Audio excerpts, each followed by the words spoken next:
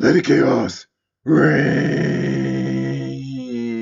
Chaos Reign presents Have the Black Church Failed Blacks in the 21st Century? With special guest Dr. Funder. Broadcast July 11th, 2021. Enjoy.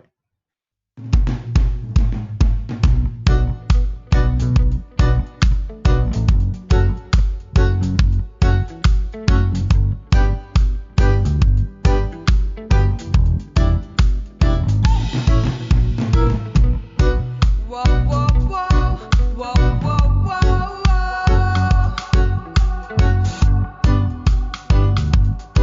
whoa, whoa, whoa,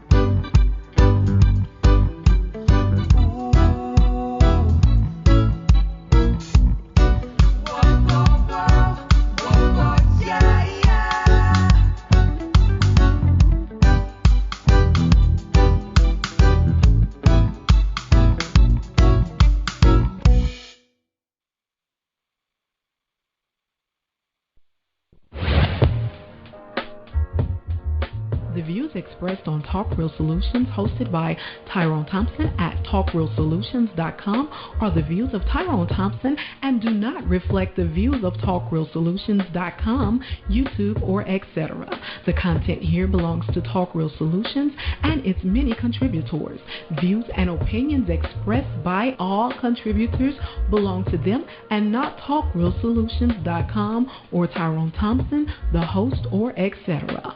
All data and information provided on the site is for informational purposes only. Talk Real Solutions makes no representations as to accuracy, completeness, correctness, suitability, or validity of any information on this site and will not be liable for any errors, omissions, or delays in this information or any losses, injuries, or damages arising from its display or use.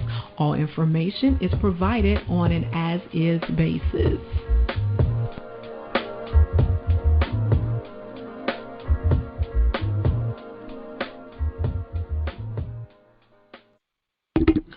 In a world where there's crime, corruption, violence, murder, rape, theft, and all forms of atrocities that plague the world in which we live in today, what we're witnessing, we are living in a state of chaos and are taking more greater or extreme chaos to restore the order in which the world we live in today.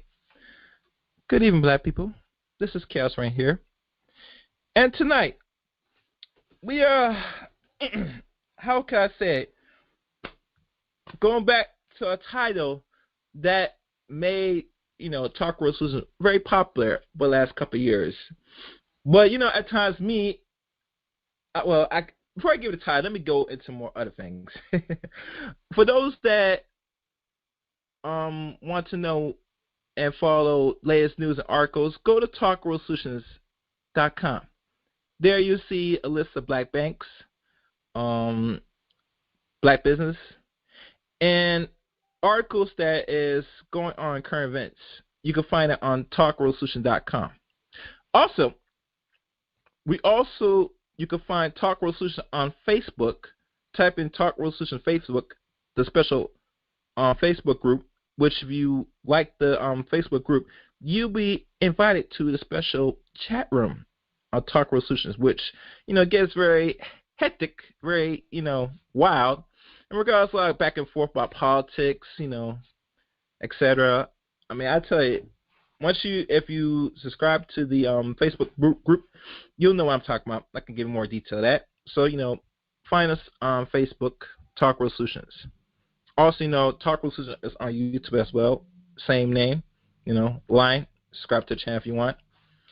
And if you want to contribute to Talk World Solutions, you can find that information on the website and other outlets.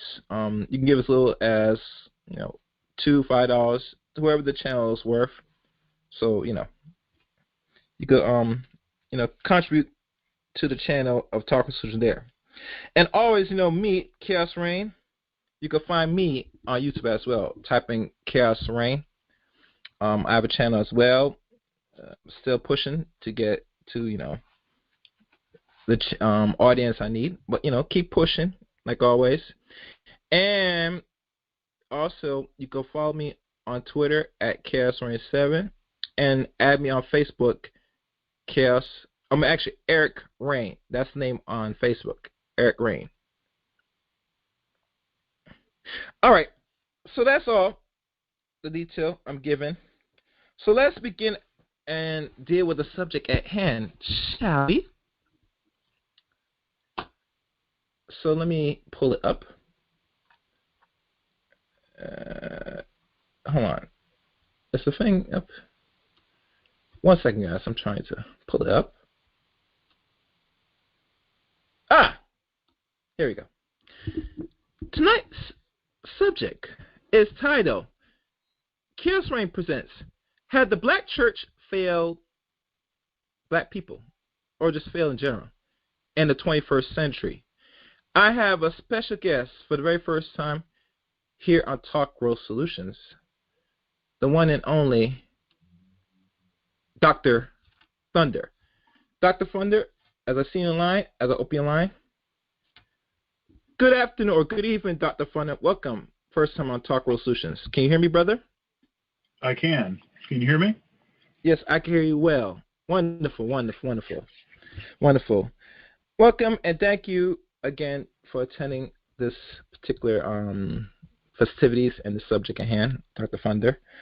But before we go into the subject at hand, I'd like to take a moment of time. I'd like to go back in the past, then leap to the present, and potentially go into the future. So the first time here on Talk World Solutions, you could tell the people for the first time listening a little bit about yourself? Sure. Yeah, Dr. Thunder is that's my convenient marketing name.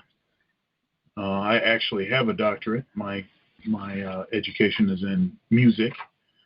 On my channel, on my YouTube channel, where you can find, just looking for Dr. Thunder, you'll find a interview series called Conversations with Dr. Thunder, where I interview,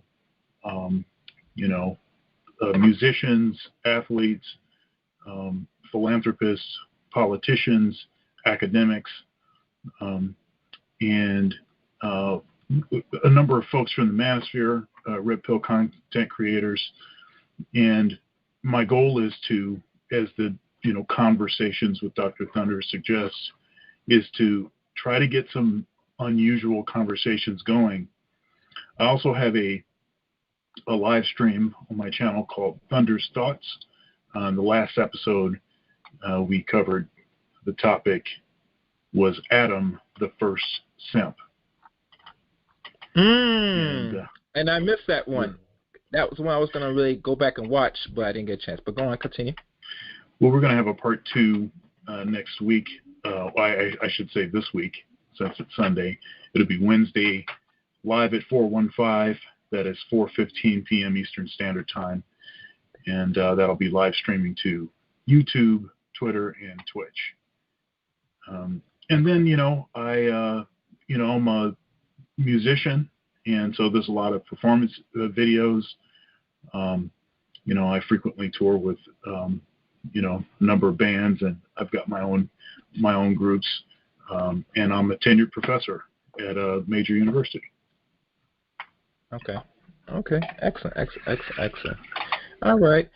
The thing I had to ask, how familiar your understanding of the history of the institution of, let's say, church in general, not say the black church, because church is one entity as I said, but in general, your knowledge about the history of the church in a lot of communities.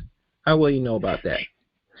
Sure. So part of my musical journey has included playing in churches, and I've done that for years and years. It's been a major part of my creative output. And I've played in, I've served as a creative director in a mega church, a big evangelical mega church, which is kind of an integrated type of church, more or less sort of a modified kind of typical guitar-driven kind of thing. Also, the last church I worked at, where I was the minister of music, was a Missionary Baptist church, of course, very much different from the evangelical thing.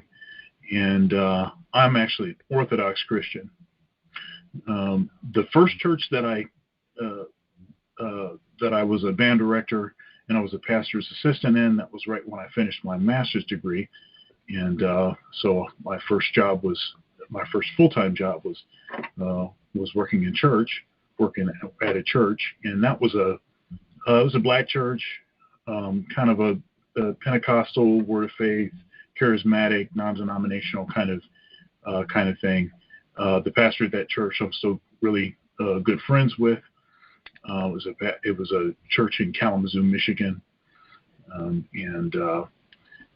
so I was there full time for a year and a half. I actually worked there for about a year and a half, part time, before I took the full time position. So I had a lot of knowledge on that. On the sort of theological and sort of apologetic side, my undergraduate degree, was major in music. My minor was in comparative religion, and I've been a sort of lay scholar, leading all kinds of Bible studies and then also apologetics groups in churches, and so history, not just sort of American church history, but just church history period, something that I'm fascinated with, and then of course in particular the black church, because of my frequent participation in those services, and because of the importance of the black church to the black community. Okay, excellent. My thing, because I have not been in church like that for over, I think I went to my attended maybe a few funerals, but in regards to participating in the church, I left at a point in my life as I was approaching, actually when I was just an actual adult, and that was like decades ago, to be honest with you. And when I look back now at it, and I hear from other brothers, particularly other consecrators, about how the decline of the males in the church institution, I look at it, and if I ask anybody, I would get pretty much pushback, Dr. Funder, because a lot of women, especially if I ask and tell them this, they don't feel a lot of males are really leaving the church. The churches that I sometimes might have messed with or known, or the ones that they attend, they don't see the emphasis that when I say I'm failing blacks, I'm not talking about just black men or black women. I'm just in general, because a lot of people that took their time and energy and their trust in the church overall has really failed the community now in this new century than the previous century. I can't speak about the last century because I went to church. well, as an adult now reflecting, I had to look at there's some parts that the church possibly could do better, but overall, when we look at how the community was back then and where it's now and possibly where it's going, it is a reflection that it is a failure, you know. And even talking about this is a reflection itself. I'm not sure if you want to agree, disagree, or have any response to Yeah. what as I said. Yeah, so there's a general problem with the accuracy of anecdotal evidence. Okay, Mm-hmm. so anecdotal evidence. So, for instance, that you were saying that you have conversations with women and they don't seem to agree that men are missing in church and like this, and that's anecdotal, right? Now, if you look at the actual statistics, and the reason that we collect statistics is so that our own personal vantage point on an issue does not override the facts. Okay, so we collect this data so that we can have it's a way to try to minimize your own personal bias. So all the statistics show that there has been a pretty profound reduction in black men in the black church. Okay, now this has been sort of steadily declining, and I think over the last, say, especially 20 years, there's been a real a real sharp decline in the participation of black men of a certain age group. Now,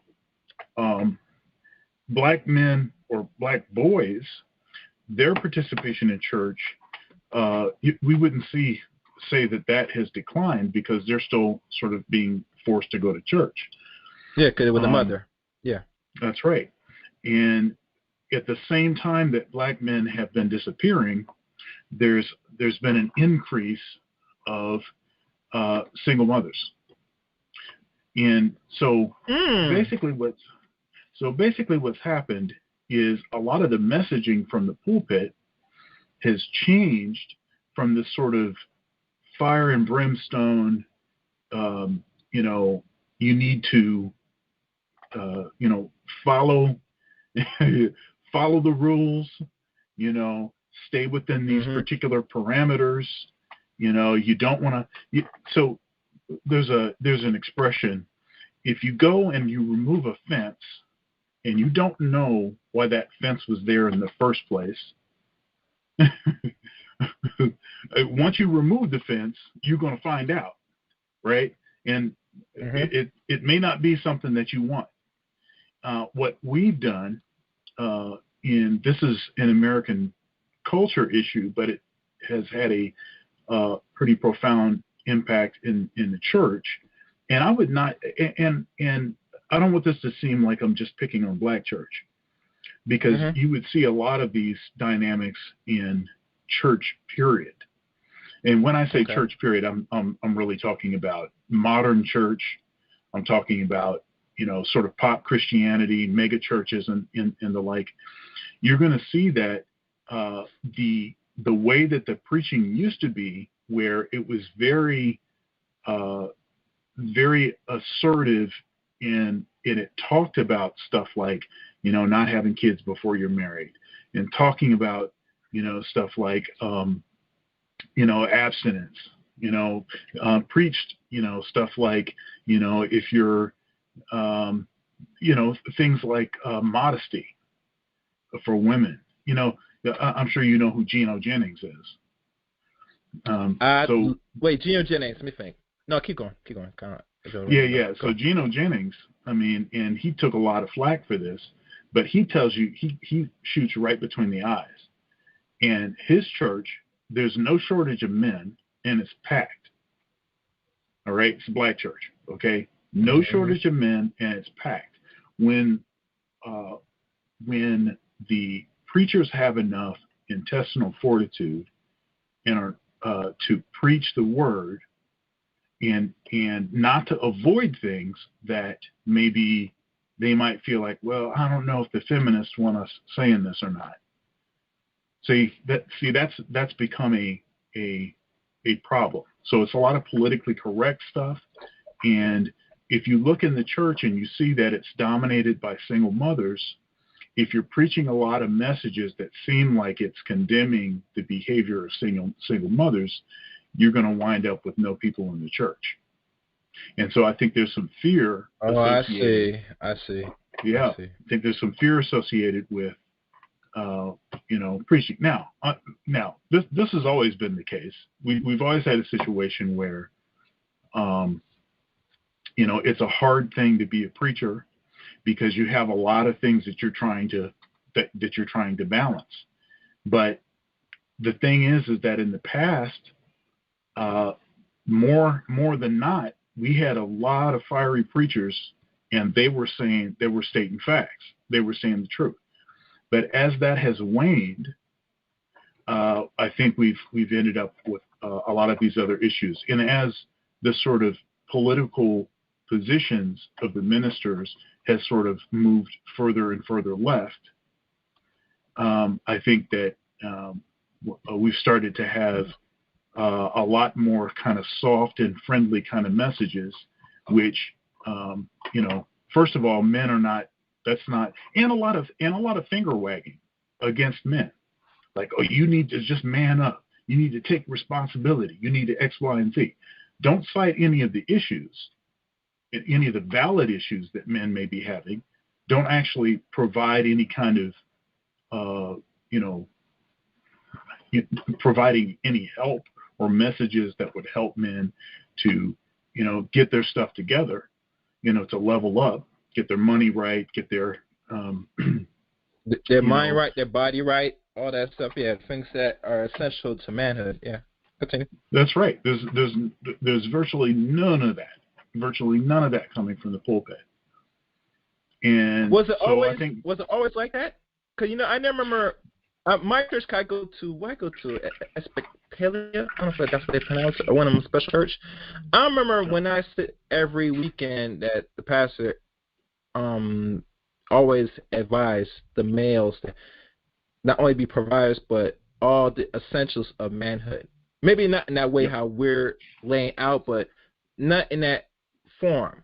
Last my check, it's been a long time since I left the church, but I'm not sure from what you can recall, because you're older than me, that do you ever recall, even back then, not now, but back then, that there was such an emphasis during the message that there was promotion of that? Yeah, there was more of an emphasis. I mean, the two places that you used to really be able to, as a man, have those kind of edgy conversations, and the men that didn't have a relationship with their dad, they could find people that would provide mentorship and whatnot, were the barbershop and the church. Yeah. Okay, the barbershop and the church, and those are not for most black men. They do not feel particularly invited by the church anymore. And I mean, if you think about it, in black church in particular, so stuff like emotional outbursts, the preacher's got flashy, got a flashy suit on or flashy robe or whatever.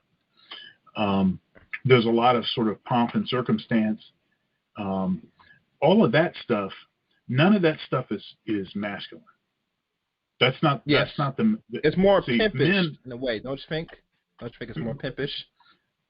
Well, it's going to get me in trouble, but I'm going to say. Okay, all right. I think that there's some influence. I think there's some mutual influence. I think there's mutual influence. The same thing that is influencing pimps is influencing preachers. I'm not going to say that necessarily preachers are being influenced by pimps. I think that there are reasons why, if your congregation is dominated by women, then you're going to tend to do things that are going to cater to women and are going to get certain kinds of reactions, and then therefore encourage donation and everything else. I'm not in, and I'm not even saying that this is like an intentional thing. I'm not saying like, I see a bunch of women in here. I know I can get them to give me money by being flashy X, Y, and Z. No, you have in the black community, disproportionately men do not have relationships with their dad. They're raised by their mothers, so they become more feminine already and more emotional. And so it's a natural place for someone like that to be in the pulpit, right? Because that's going to be a natural place where they can sort of cater to things, like they learned when they were growing up, because they didn't have a guy in their life, right? So I think a lot of that sort of comes naturally. It's a general issue that we have in our community, and we know that it's a gynocracy in the black in the black community. It's a gynocracy. It's certainly not a patriarchy, right? Because everything has been flipped. Men are disproportionately not in the homes, and much of that was incentivized by certain policies, governmental policies. But at some point, we have to take responsibility for what's going on, and that's not just men taking responsibility. That's also women taking responsibility. I see. Okay. Oh, the call number for people that wants to participate is 712-770-4160. The access code is 917-324#. I repeat, 712-770-4160. Access code 917-324#. Today's subject, Chaos Reign presents, Has the Black Church Failed Blacks in the 21st Century?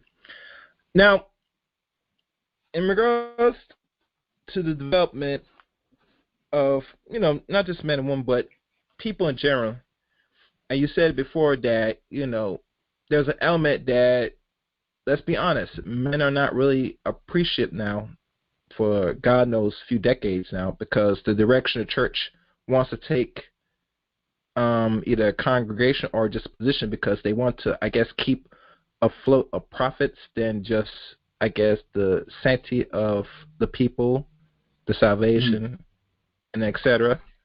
And I came to grips and understanding of this. And as a man now, it kind of hurts a way, but I understand it in a business fashion. But the problem is, once you start going to the business way of things, then I don't know if I want to say the word morality starts to throw out the window. Regardless, what's the outcome for the people that you depend on every weekend to keep certain things afloat?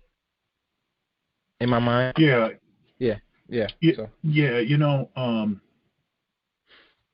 So mega churches, for instance, in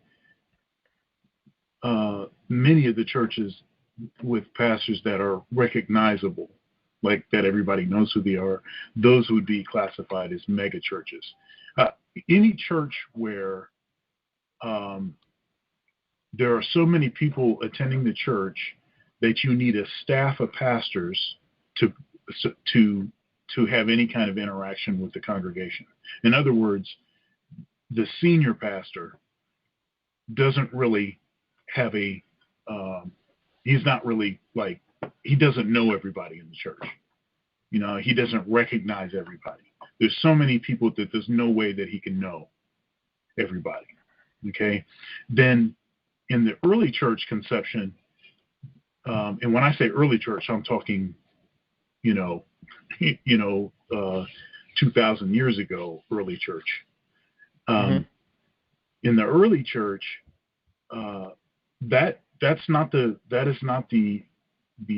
model. That is not the church model. If a church gets over, say, 500 or 600 members, it's time for another church.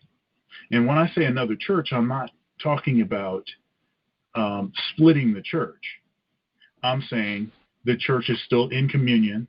It's still this, it's still part of the same kind of church or whatever, but that there's different places where that church community is meeting, because it's not possible for the pastor to really have the kind of relationship he needs to have with his flock in order to impart, mentorship and all of the other kinds of things that you want to get from the pastor, not just the stuff that's coming from the pulpit.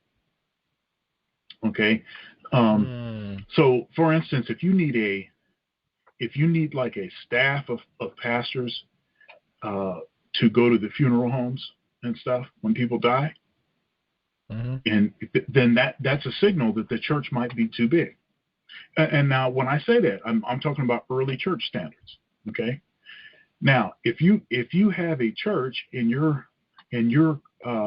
auditorium is 5,000, 6,000, 10,000, whatever it is, even if you have, say, in a 6,000 seat auditorium, say, even if you have 5,000 people in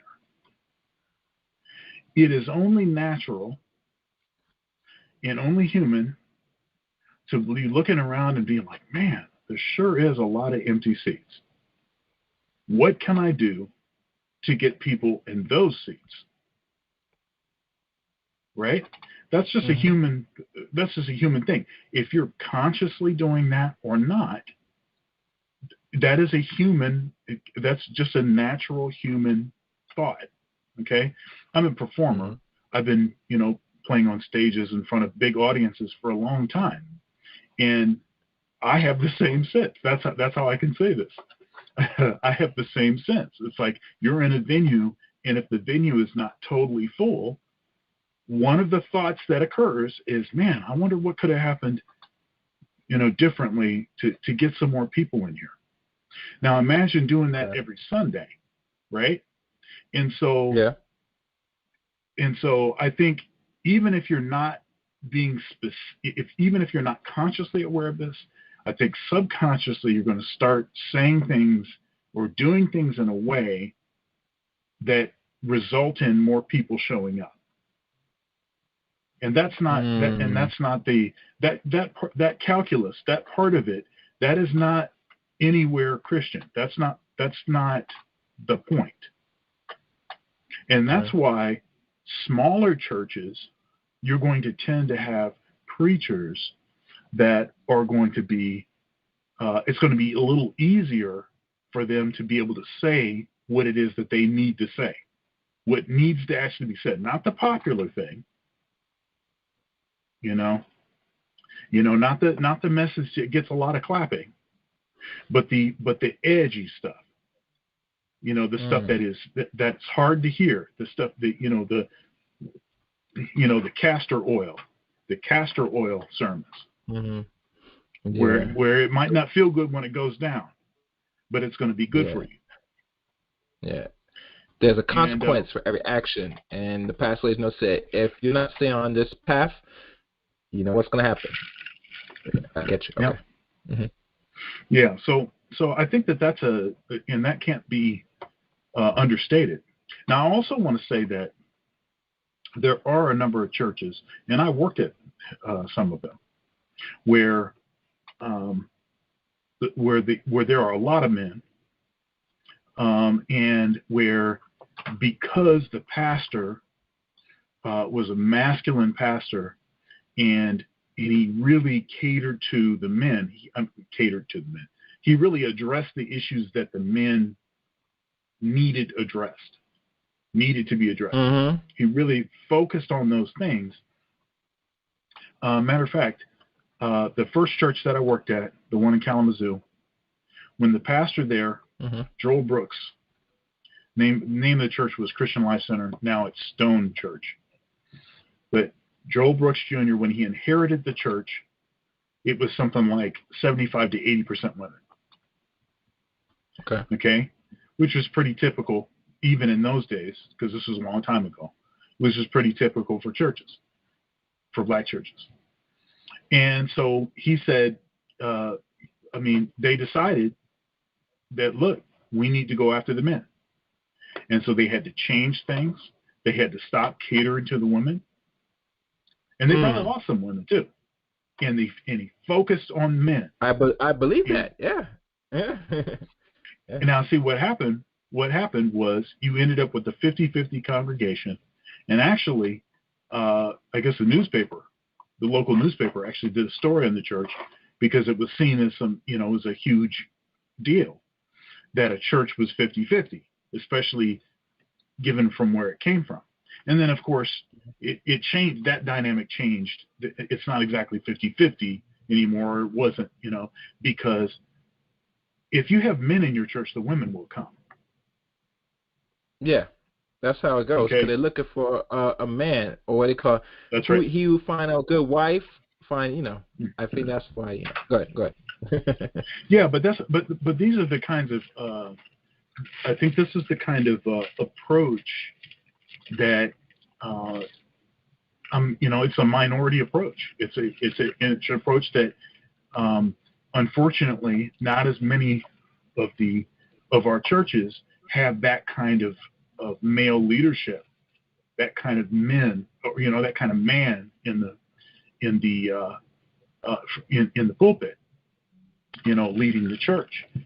Geno Jennings' church is another example of this. There's no shortage of men in that church. There is no shortage of men in that church, but he's up there shooting you in between the eyes. He's stating facts. So, and he takes a lot of heat for it. You have to be willing to take heat. I wonder about the sort of psychology of someone that decides that they want to be a preacher, but they don't really want to say anything that's edgy, or they don't want to offend anybody. That's not the right job for you. That ain't the right job for you. It seems like maybe a politician, maybe you should be a politician, but that's not what we need in the pulpit. We don't need politicians. We need people that are unafraid to say the truth. Of course. That's the last stand for any society to really know if they're on the right path or not. Someone has to really be the bad guy at the end of the day, like if I want to use that word, and tell you what it is. But yeah. Yeah. But one thing I do want to say, because you mentioned women, and I'm not sure what's the percentage of women pastors in America. I don't know if anybody did data on that, but I bet you it's not even 10% in America. I doubt it. Maybe I could be wrong, but yeah. I know of one lady that was a pastor, but she's not from America. She's from South America. The church I once attended, but yeah. Go ahead. Yeah. So, female pastors is a trend that is sort of on the rise. Okay. And that again is one of these. What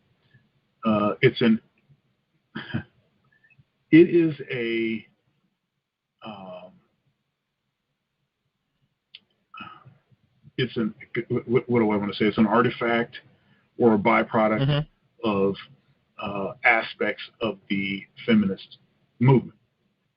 Okay. Okay. So, and of course, somebody who's listening to this is probably, cussing me out for saying that. But that's absolutely where that comes from. The Bible's very clear on the roles that women should occupy, and there's no, in the history of the church, we know that there were women that preached. That is something that happened in the history of the church. There were deaconesses, and I'm talking very early church. This is something that did exist. But if you look at all of the churches that have an unbroken apostolic succession, in other words, through the process of what am I saying? When someone becomes a priest or a bishop, they go through a process, and as they're ordained, right, the person that's ordaining them has to have the authority to ordain, right? And so Yes. there's an unbroken succession of these folks that had that authority to ordain the next person. It's like a master apprentice relationship that goes all the way back to one of the 12 disciples of Christ. So there are there are a few churches that have that unbroken apostolic succession. Now, I would argue there's actually only one, but others would argue that there are at least three. Okay, so the Roman Catholic Church, the Anglican Church, and then the Orthodox Church. Now, I would argue that the Orthodox Church is the direct error. But my point is that all churches that belong to that succession, there is a clear role for women and men with respect to ordination, with respect to what it is that you how you participate in the service. Okay, and that's no subjugation of women. In fact, the most highly revered person, only second to Jesus and God, in the Orthodox Church and in the Catholic Church and in the Anglican Church, is Mary, the mother of Jesus. Okay. So there's no subjugation here, and there are highly revered and reverenced saints in the church that are female. Okay. Matter of fact, the said to be the sort of saint of, or the representative of confession, Saint Mary of Egypt. So, but there's specific roles that each play. So there are no female bishops. There's no female priests. You know. So, yeah. Now, and there's only certain locations. There's certain locations where women are not allowed to go. You know. So, for instance, up inside by the altar, where the communion is being prepared. You know. So, and again, that's not politically correct. That's not the sort of thing that, you know. But you can see why certain women, especially the ones that have sort of really bought into a lot of the feminist agenda, would be particularly, they would not be into that. They would see that as being some sort of subjugation, you know, some sort of, see, there's the patriarchy, you know, and all of that. But, you know, even if you look all the way back into the Garden of Eden, you know, Adam had a purpose before he had a spouse, and the Bible is very clear that women should be submissive and cooperative and all of these kinds of things, and that the man, the husband, should be in the leadership position. That doesn't mean that he doesn't listen to his wife, of course. That's not what we're talking about. But, I mean, it's all in the Bible. And at one point, you know, saying this was not controversial because this is all clearly in the Bible. It's very clearly presented in the Bible. It's not even something that is like veiled, or like, oh, I could see how you could kind of interpret that, you know, a variety of ways. No, it's very clear. It's just some folks have decided to ignore, you know, large portions of Scripture, and especially the Old Testament. They really wanted to not deal with the Old Testament. They want to deal with the New Testament, because Old Testament, and I'm not sure if you can correct me, I'm Dr. Funder, but does the Old Testament more reflect more of men being more, I'm using like the pills, for example, more red pill than ever? I would say both. I would say both the Old Testament and the New Testament are profoundly red pill. Okay, so both. Okay. I mean, there's no question about it. I mean, it's so clearly that way. There is a and people need to understand, like, you know, we know what we mean by red pill, but some folks are still sort of confused by what is meant by that.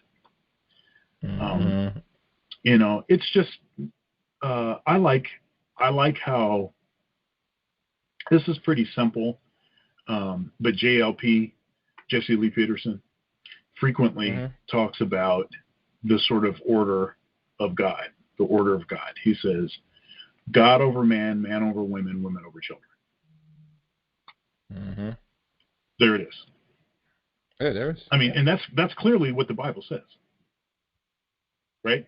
That's clearly what it says. I mean, am I making that up? Right? Nah. So, yeah. So, and everything else, all of this, a lot of these sort of red pill principles, as far as like the interactions between men and women, in particular in healthy relationships, they reflect that same order. And when you find strife and you find, elevated levels of divorce and everything else,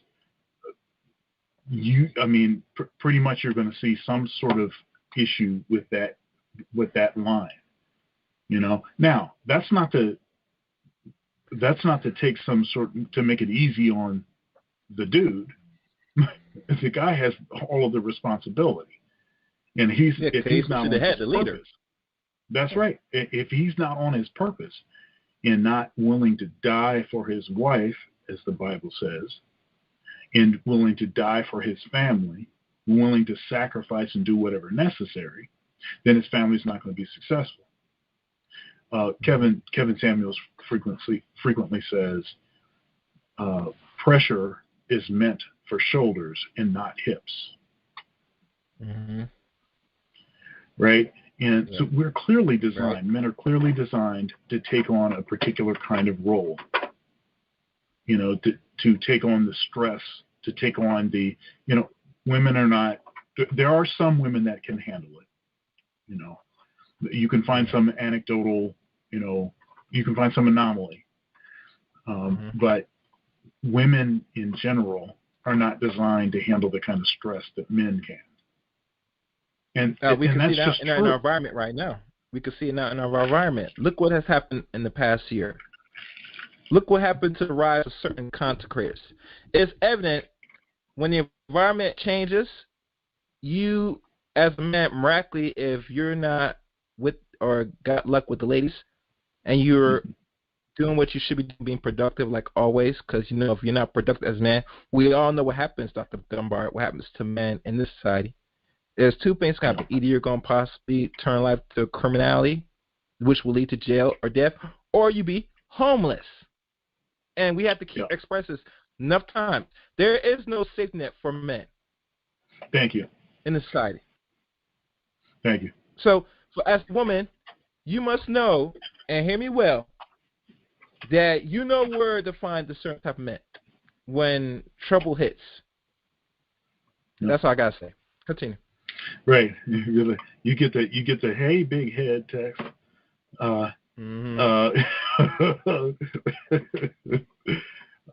Okay. So yeah, that I frequently say that, there is no safety net, as you put it.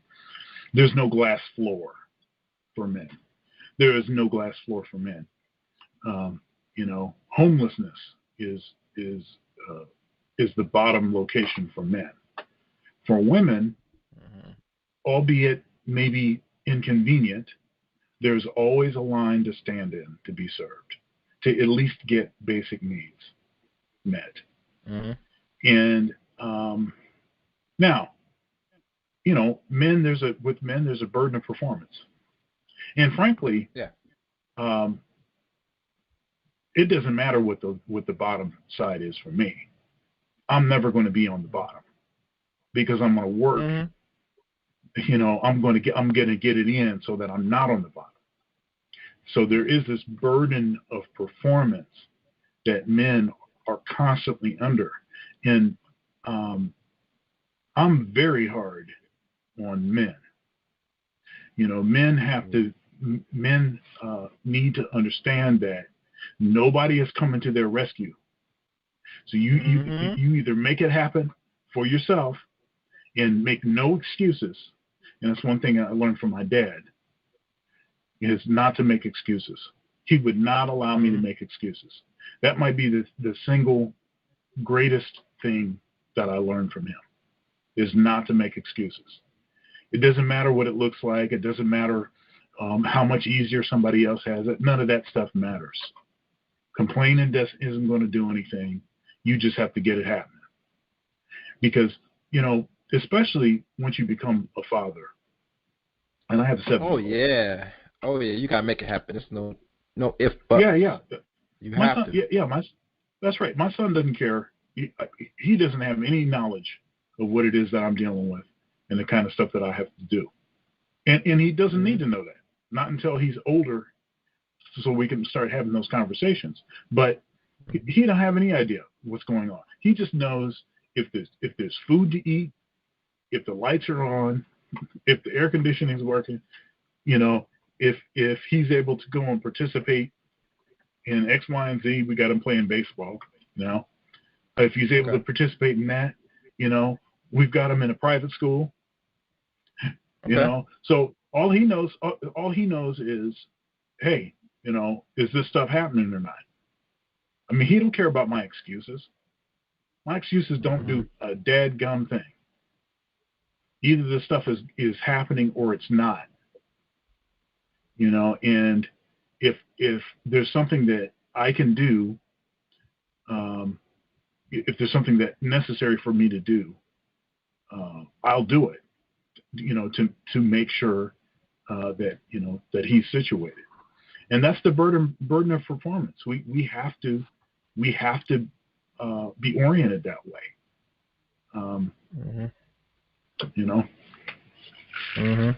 Okay. All right. Let me give the call number one more time. The call number for tonight's show is 712-770-4160. The access code is 917-324-pound. I repeat, 712-770-4160. Access code 917-324-pound. Today's subject, Chaos Reign presents: Had the black church failed blacks in the 21st century? Now, I see some people raise their hands, and I guess they have questions onto this subject, hopefully. So, are you ready to take a few calls? Sure. All right. The first caller, open up. Hello, caller, you there? Who's this? Yes. Hello, it's Miss Lady. Okay, can I ask, how long has your program been going? Because I've been listening about the past 35 minutes. The show starts right now we're only close to the hour mark of this, so if you listen into enough parts, that's good enough. If you have questions, you can ask it away. You know the title of the subject, Miss Lady, so if you have any questions for my guest, Dr. Thunder, go right ahead, please. Okay, yes. Well, I have some questions as well as some comments. And I came in when I think I don't want to misstate you, so I think you said something to the effect that the church is pretty much not doing their job when it's not condemning the behavior of single mothers or condemning the behavior of single mothers. And so my question to that is, what do you mean by condemning, and would you want the woman to wear a scarlet letter? And I didn't hear you state any type of empathy or make statements in terms of support to single mothers like you did of black males. So if you want to condemn the single mother, and I just say it's pretty much, the male, because I even hate to say the father sperm donor has abandoned his child or children. So it's really children whose fathers have abandoned them. Well, then I would focus on the single mother, because a child needs to be cared for. And the person that's going to do it, well, 9 times out of 10, is the mother. That's obvious. But I did hear you state about males being very emotional and not really being Here, able to can perform I as address men. Can I address the first thing first, and then if you can kind of remember your next question. First of all, I never said that I think anything about condemning. I did say something about calling out things that are wrong and not sort of babying stuff because it's prevalent. Okay, it used to be that we have there's an epidemic going on.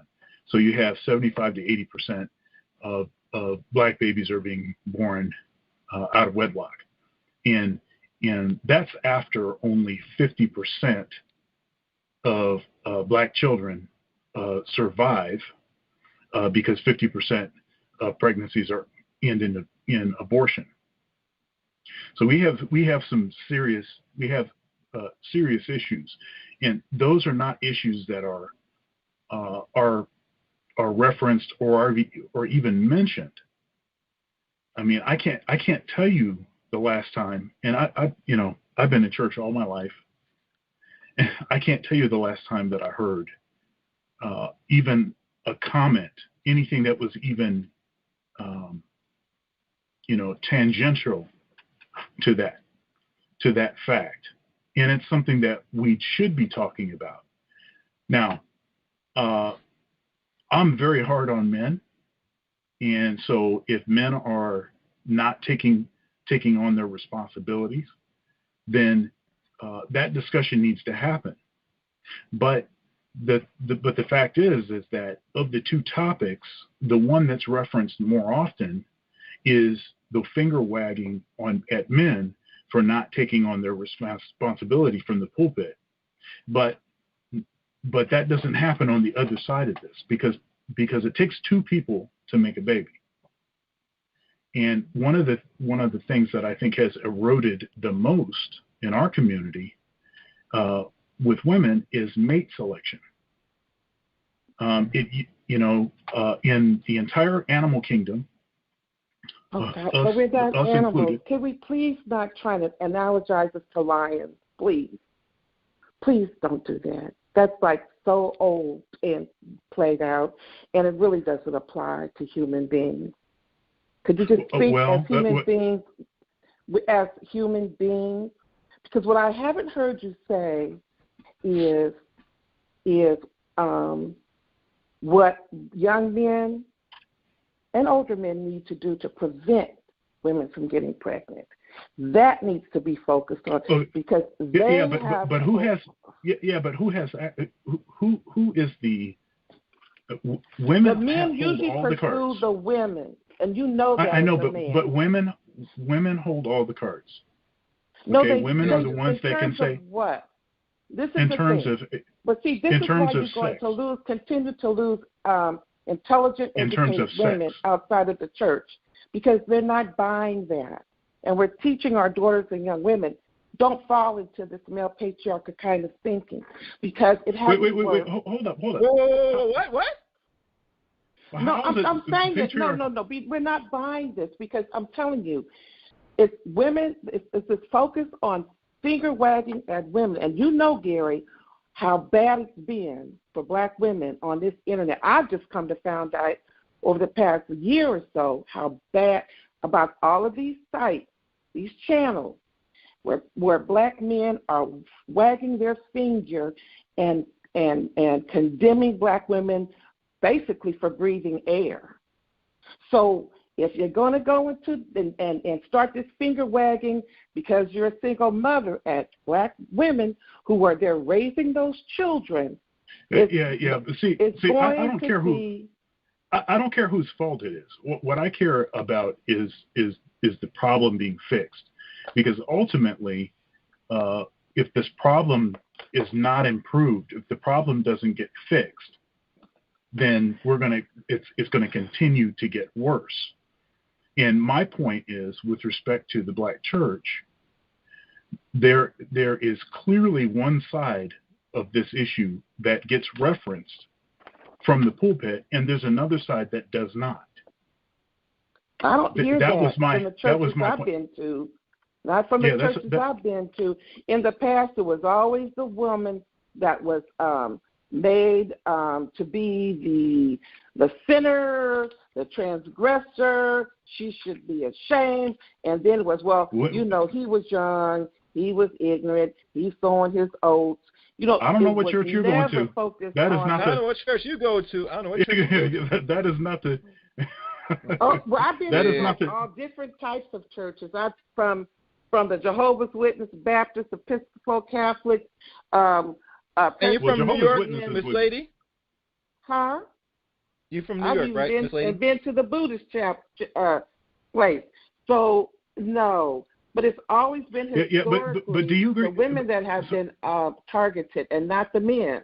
Yeah, but do you agree that women have control of if someone is going to have sex with them or not?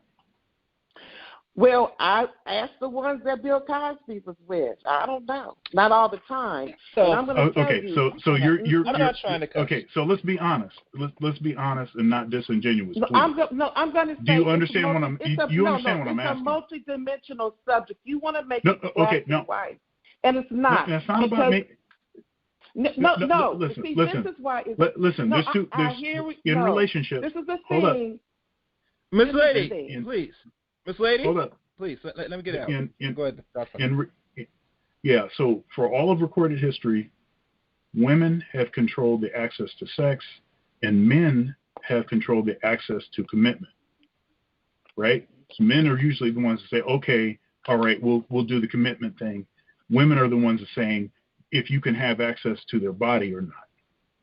My point is, with over 20 forms of birth control, including a Plan B, if first of all, if the mate selection is so poor that what's happening is you end up with a bunch of deadbeats and dudes that are not going to be involved in their kids' lives, and those end up being the choices. Because I'm going to tell you right now, I don't know any deadbeats. There's no deadbeats in my circle. I know lots of black men. No deadbeats. Some of them are divorced. Some of them had kids out of wedlock. Some of them, are still married. I know zero deadbeats. But for some reason, it seems like disproportionately our women seem to go directly to the deadbeats, and disproportionately. And I don't know if you've heard of this 80-20 principle. But the 80-20 principle says that, first of all, in all of recorded human history, only 40% of men have procreated, whereas 80% of women have. Women have always been the one that chose from a smaller portion of the male population who it was that they wanted to procreate with. Now it's more like 80-20. And some even say that it's more like 85-15. Well, I don't know about that. I'd have to look at those. Can you give me some place to research that? I mean, people say things, but then they don't cite any studies or any research. So could you please do that? Because it's easy. People say things all the time, and then we find out that's not exactly true. Okay, so rather than criticizing the statistic, let's pretend that the statistic that I'm presenting is actually true. No, I don't want to. You can do your research. Listen. You can do your research later. No. Miss Lady. Hold on, chill. Let him finish, and then you can respond. Miss Lady, let him finish, and then you can respond. But he's talking on and on and on. But Miss Lady, please, Miss Lady. Stop yelling at me. Listen. I'm not playing this tonight, Miss Lady. This is my show. I'm trying not to cuss tonight, man. I'm trying to relax myself today. You get me? He's saying, let us say it is true. You know what I'm saying? You have the capability to the verified data and all that. But we just follow him for a second. That's all. This is not we're not gonna go back and forth and cut off because of the emotional feelings. Stop it. Go ahead, Dr. Funder. I'm gonna open the next line. Another person called, but go on, continue. Yeah, I'm just saying that if you take what it is that I'm saying to be true, you can always research it at whatever point you want to. You can do that. But if this conversation turns into I have to qualify every single thing that I'm saying, we're not going to get anywhere. Mm-hmm. You know, so I'm saying that so the 80-20 principle, where 20% of the men are sleeping with 80% of the women, and of course that 20%, in which might only be 10 to 15% these days with social media, they don't have to commit. You know, they have many of them have multiple baby mamas, and they already had that before they got with the next one. So you tell me if it's a good mate selection strategy to select someone that already has 2, baby mamas. And then if you think that something different is going to happen, you're going to get a better outcome. You're not going to get a better outcome. You're going to get the same outcome. But then you can't turn around and say all men are like this.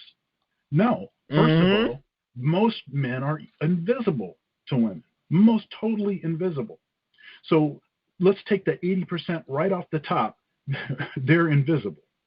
So really what you're talking about is this small select group of guys that have access to all the women and do not have to commit. So it's not an even situation. So if you're spending your time, and I'm not advocating for finger wagging against anyone. I said finger wagging against the men because that's one thing that's been chasing men out of the church. So no, I would not be for finger wagging at the women because I wouldn't want them to be running out of the church either. I'm just saying we need to address all of the issues. All of the issues should be on the table. And it used to be that the pastor, the preacher, he would be relentlessly laying that stuff out every Sunday. You know, most people require an external motivation. Most people are not internally motivated to just do what's right. They need reminders. They need constant reminders. And that's all I was trying to say. And I thought she was starting in on an interesting point that was coming next, but, we didn't get to that.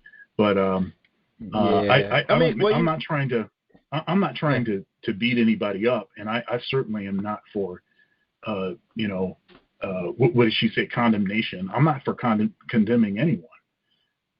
That is against the basic, Christian principle. There is no condemnation in those that believe. I agree.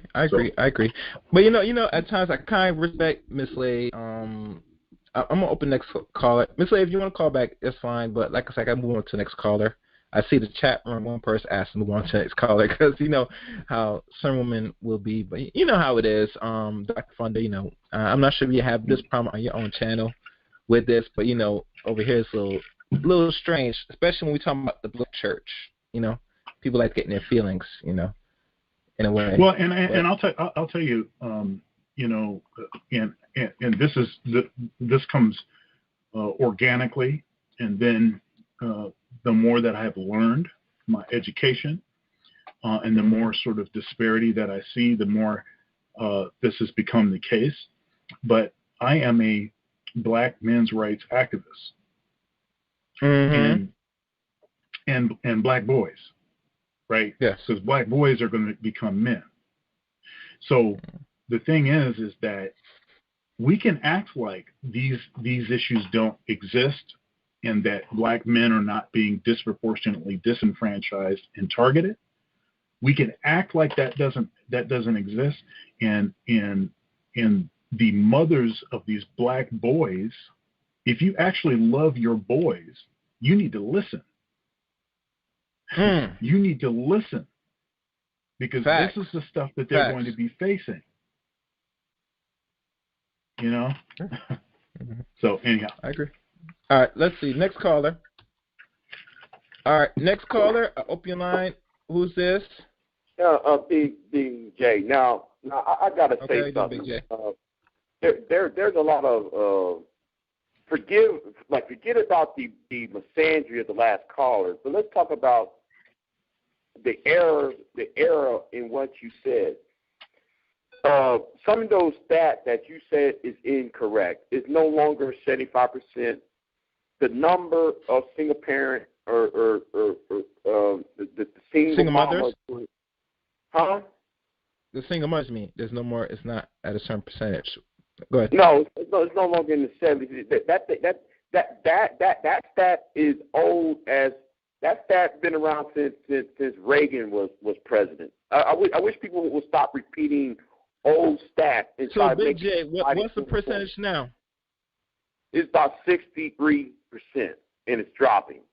So I wish people would stop regurgitating something what Dan Quayle said back in the 90s. I wish people would stop doing that shit, especially when those stats was used against black people. Now, here is the problem I have. A lot of the black church, they think they're teaching the women. Let me say something too while we have this come. There is too much focus on sex and relationships and nothing else. That's the problem with the black church, and it's a problem with this conversation. See, the whole conversation is about sex and relationship, and you, sir, are supposed to be a men's rights activist. But here's the thing: if you're supposed to be a men's rights activist, you're not expounding on the educational gap between black men and every other group. Black men are reading at an 8th grade education level, 8th grade level. That's the problem right now. And it goes back to another premise. Black churches don't have. If you go to a black church in the inner city, look what's on the right and look what's on the left of the church. Decrepit buildings surrounding it. If you go to a white church or any other church in the community, you see a business either that was assisted by that church or was built by that church. So you sir ain't going. See, if you want men to go, if you want men to attend the black church, there has to be some incentive for that black man and that black boy to stay in that church house, because there is no skin in the game for him when all around him there's no employment being built, and there's no fellowship, or there's no type of apparatus that sit there and make him be more educated, and put himself on the same par with his own female, or with the white man, or with the Asian man. It's always, I'm gonna say, and the culture of black men has to stop. The culture, there's one thing about the culture of black men, it's going to have to stop. This barbershop thinking and thinking barbershop talk is all there is. Hello, Big J. There is an educational gap. Hello. That black men don't want to talk about. Big J. And it is affecting relationships. Hold on, Y'all are affecting everything else. Hold on. Hey, I'm back. I'm back. Yeah, I got disconnected my right away. Dropped for some reason. Sorry, guys. My line just dropped on response. I think you were muted. Dr. Fun, I apologize. My line just dropped for some reason.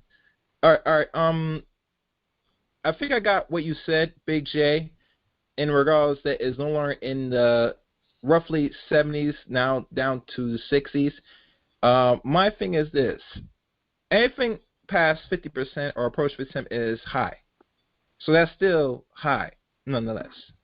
So regardless if it was exact that it's either 80%, 9%, or 7%, like I said, that's still high in regards to our community. Now, in regards to what you said earlier about the boys, you said something about the boys, right, Big J? You want folks. See, I'm gonna say this one more again. See. It's always convenient when I talk. It's always some phone being, somebody's phone got dropped or call got dropped, or there's some static. Big J, one more yeah, go ahead. I find it convenient. I find it quote unquote convenient. Let me say this one more again. Black men, the conversation is sickening. I'm gonna tell you why the conversation is sickening. We're focused on sex and relationship. Black men should be worried about economics. You go to any black church in the intercity, what's surrounding that black church? Decrepit buildings, decrepit apartment complexes. There are hundreds of colleges and schools that are started by churches around this country, but none of them are black.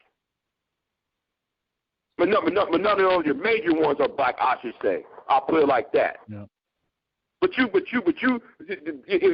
you want men to go back to the church, they have to have there should be some incentives for them to go to church. The black churches should be focused on building what's surrounding that city block. I agree. Having a business coming over there. And employ black men over there. And black men will come. If you build it, they will come. But this whole idea of focusing on sex and relationships, that you're going nowhere. It's like you're thinking more with your dick than with the head on your shoulders. Yep. And you got black boys, black men. Oh hell, fuck it. You got black men in their 40s and 30s reading at an 8th grade level. And some of them niggas are the hosts on this show. And you hear them talk and hear them read shit. They're reading at an 8th grade level. So the focus should be on education and economics. The black church, every black church has the cryptic buildings all around it. How come though you haven't talked about that? If your mission is if you said you are men's rights, why are you excluding that out the way, sir? Is that a question, Big J? Yes, it is a question. Okay, all right, relax. All right, that's fine. You could answer that question if you want. Yeah, I'm not excluding anything. I would agree with what you just said. Earlier on in the conversation, I said that I did on my channel a program I do called Thunder's Thoughts, and when we covered the topic was Adam the first simp, and I talked about simping.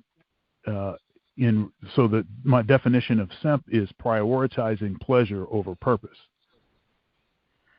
right? So that's a primary ailment for men. It's I think our sort of original sin. And until we conquer that, there's not going to be much that we can accomplish in life. So if we're chasing women instead of chasing the bag, that's always going to be a problem. That's always going to be a mistake. And you'll never become high value if you don't have D control. I mean, that's just facts. Now, as far as pursuing education, if you're not chasing women and you're actually about your purpose, then pursuing education is a much better. It's going to be a better route. But it comes it's second going to be a better nature route because if you're not doing anything productive, the next best thing is to try to educate yourself either by institution or self-taught. And there are many avenues most people take. So in regards when I look at the purpose of men should be taking. I'm not finished. Big J, relax. Big J, stop. So men that's either on that direction or not, that is totally either out of my control and out of your control, Big J. Now, no one's going to hold nobody's goddamn hand. You know this, Big J. And let me ask you a question. Hold on, Rex. Let me ask you a question. Do you know Dr. Thunder? Do you watch this, brother? You know this guy, Dr. Thunder? What are you talking about? Who said something about holding my hand? No, I never mean, said hold no- man. I I never didn't said say somebody hold holding about my your. damn hand. I didn't say hold about your hand. You're not listen. As an adult, no other adults can hold no other grown man's hand. I'm not talking about you. Listen, bro. Got it? Good. So let me ask you, Jay. You familiar with Dr. Thunder? Do you know this man? No, Do you watch no, his I'm content? not. No, I'm not. All right.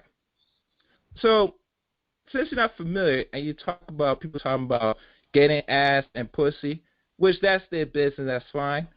We're talking about something totally different. I'm not sure why you call in and then you're always referring to that people are talking about ass and pussy. Dr. Thunder, have we been talking about ass and pussy tonight? Hold on. Let me ask Dr. Thunder. Dr. Thunder, have we been just talking about that all night about ass and pussy? Brother? No. Okay. So I'm not sure what time you listen into the broadcast. Most of the night times you come in the hour mark, which is typical for Negroes like yourself. Come here and listen to snippets or you want to imply say something but have not listened to the whole goddamn fucking conversation. Now I don't mind you implying about old data, new data. We're talking about the black church. Yeah, but you And it seems that you're veering all the way off the topic right now. Yeah, I'm the keeping it dude real with you, was brother. talking about Well, 80, brother. You're veering. Hold on, listen. You're veering off the top right now. You ain't even listening into the whole part of the whole conversation in this broadcast. Just about how you're going off the mouth, writing about some old stats. I'm talking about the topic at hand, and you're talking about something different. That's why I kind of asked you a few of these questions. You get me? Oh, BJ, this is why I asked you about these questions. So go ahead. Did the host? Hold on, I'm talking to the host. Let me talk to the host. Can I have contact with the host? Or are you gonna get in the way of that? Go ahead. You can talk. No, I'm sure you ask a question better, but go ahead. I'm listening. Go ahead. No, sir. Did like you mentioned the 20/80 rule? Yeah. Okay, good though. Because you sit there and said 20/80 rule. Well, that applies to me though. The conversation was just about sex. So that's why I brought up the word sex and relationships, because that's where the 20/80 rule came from, because that came from a blog site from a MGTOW blog site, from the Voice for Men website. Now that's why I said what I said. Now the focus is on too much on sex, because that's all I heard for the past 30 minutes. Your show been on for 42 minutes ago. I've been on here for 30 minutes. That's all I heard. So everything had to be about relationships or sex, and it's more than just relationships and sex. Yeah. Actually, this show has been going on for almost an hour and a half. So I'm not sure what time you listen in, but it seems like you have not listened to the first 30 minutes of the show. From way how you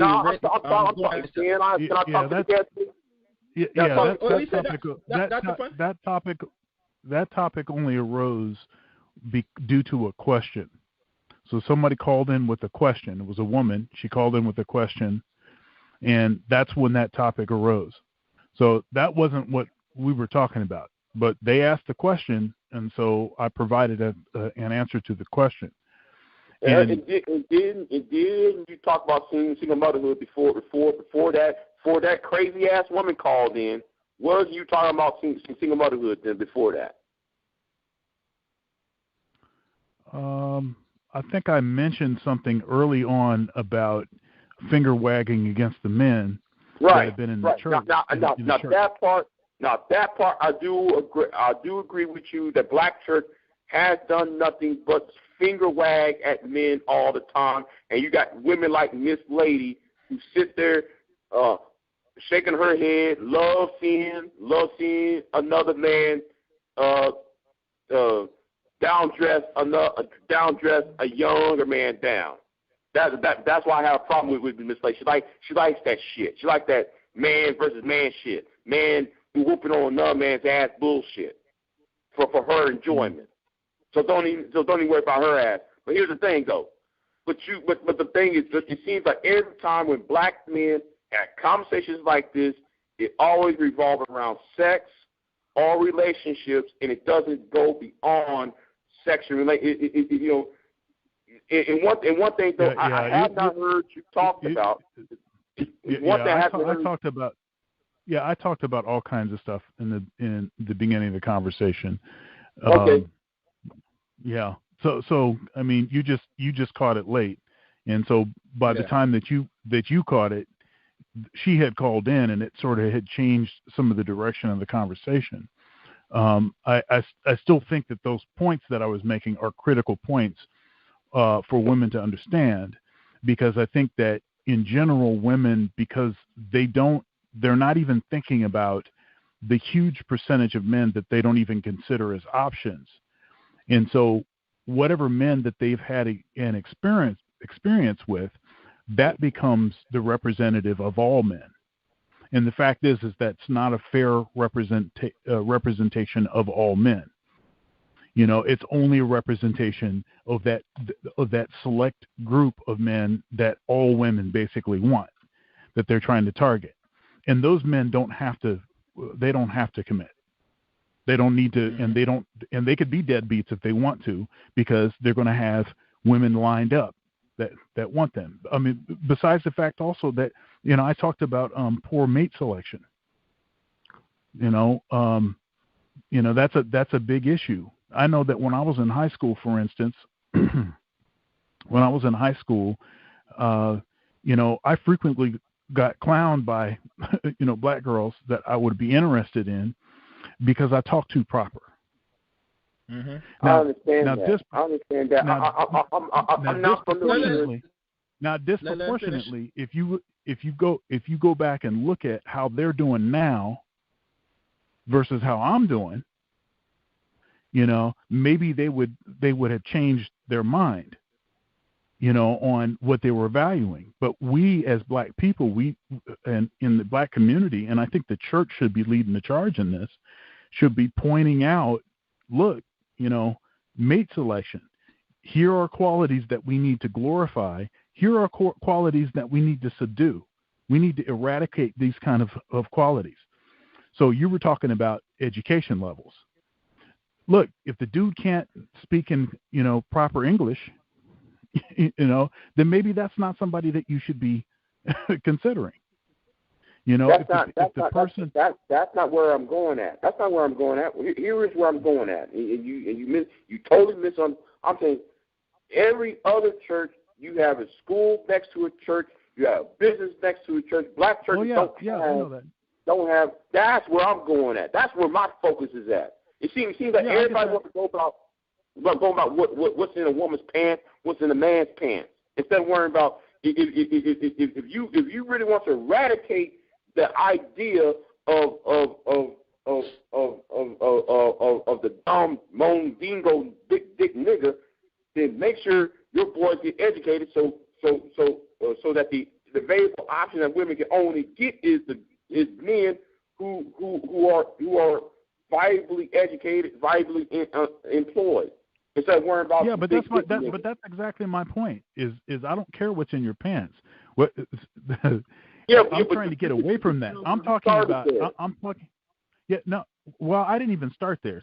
Somebody else brought up whatever, question, whatever. But that's not where I started. Where I started is we as black men, and I said this before. I'm very hard on black men because there's a burden of performance. There is no safety net. There is no safety net for black men, for men, period, but especially for black men. Now it may be inconvenient, but women, there is a glass floor. They can at least get basic needs met. For us, and this is why disproportionately homeless men, it's homeless men, not women. 98% of homeless people are men. It's because women have a line they can stand in. So there's a burden of performance. And if we don't get all of this stuff handled and situated, nobody cares about our excuses. And I went into detail about that, and I talked to my son, and he doesn't care if, why the lights aren't on, or why, the heat isn't on, or why he can't, why his, why he doesn't have anything to eat. He doesn't care about any of that kind of stuff. All he cares about is if it's happening or not. Right?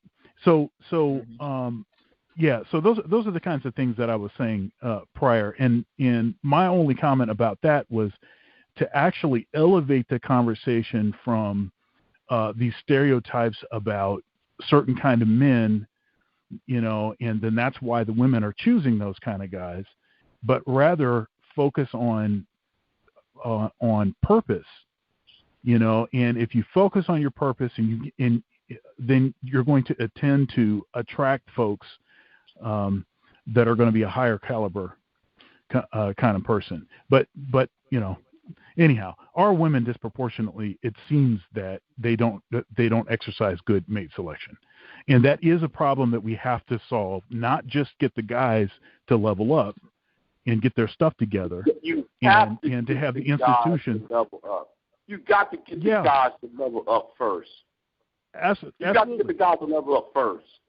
But we're doing that, and the statistics show that we're doing that. No, we're not. We absolutely are. How? Hold on. Wait. I'm gonna do this. 51% of black men are single and childless, and 64% are in the middle class. I already know about that. And then that is a significant upgrade from what it was in years past. So we are improving. I'm not saying that we need to stop. I think we need to continue to improving. I'm a tenured professor, and I decided that I wanted to get a doctorate after I had already gotten tenure. I didn't have to get a doctorate. I didn't have to do that. But I saw that was something I want to establish, a particular kind of legacy for my family. And for my son, I want him to have that to look at, as the level to look up to, and to measure full himself accomplishment, as a accomplishment. Right. Son, I reached this. So I think I don't think we better. Need to stop. Yeah. So I don't think we need to stop. We need to keep pushing, and I'm here to encourage.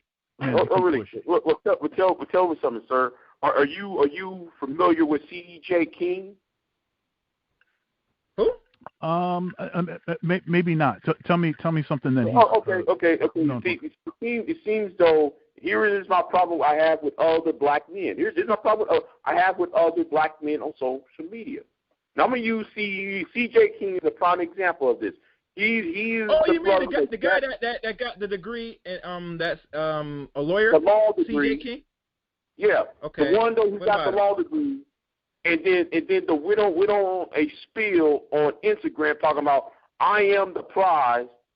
And everything he said is referencing about what women have done to him in the past, rather than saying, well, I'm going to use my college degree or my law degree to help other black men out. See, that's the problem.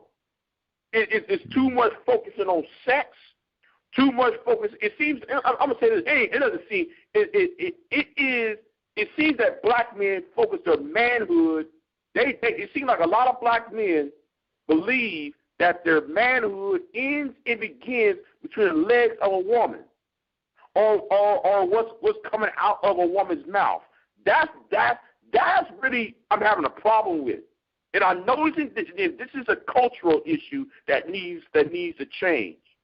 Because all what you're telling me is y'all not changing shit. Because every conversation is barbershop talk. It's barbershop conversations. And that's all you hear is barbershop conversations. What a woman doing? Why is she doing this? Why although she's a single mother? Where are the fathers at? And and this, that, and third. Oh, I'm not a cleanup man. I'm not dating no single mother. I ain't doing this. I mean, the same old rigmarole. But then, so let me ask you a question, Big J. After this. The world. So, Big J, let me ask you a question. Listen good, brother. You there? Hello? Yeah, I'm here. Would you marry a woman that have a child, a single mother? Would you do it? Depending on what age I am and what age, depending on the time period. If I'm in my 20s, I wouldn't do it. But if you are in your 40s, and well, I'm not in my 40s yet, but if you are in your 40s, that's all. But we're in a new decade now. You know that, right? We're in a new decade What? now. We are in a new decade right now. So you are now supposed to be approaching 40 now. We're in the 2020 now. You're aware of this, right? You're not in 25. You're not 30. Well, you're still in your 30s, but right now in this new decade, people that's born in a certain era will be 40. So that's why I asked you that question. No, you're asking that question to deflect from from my point. I know what. And what is your point? I know what you're doing. That's not a deflection. Yes, it is. That's not Yes, a it is. deflection. It's just no. It's not a deflection. It's just the point is that part of the reason why you think that the conversation is needless is that you yourself have already decided that wifing up a single mother in your 20s or something is not a good idea.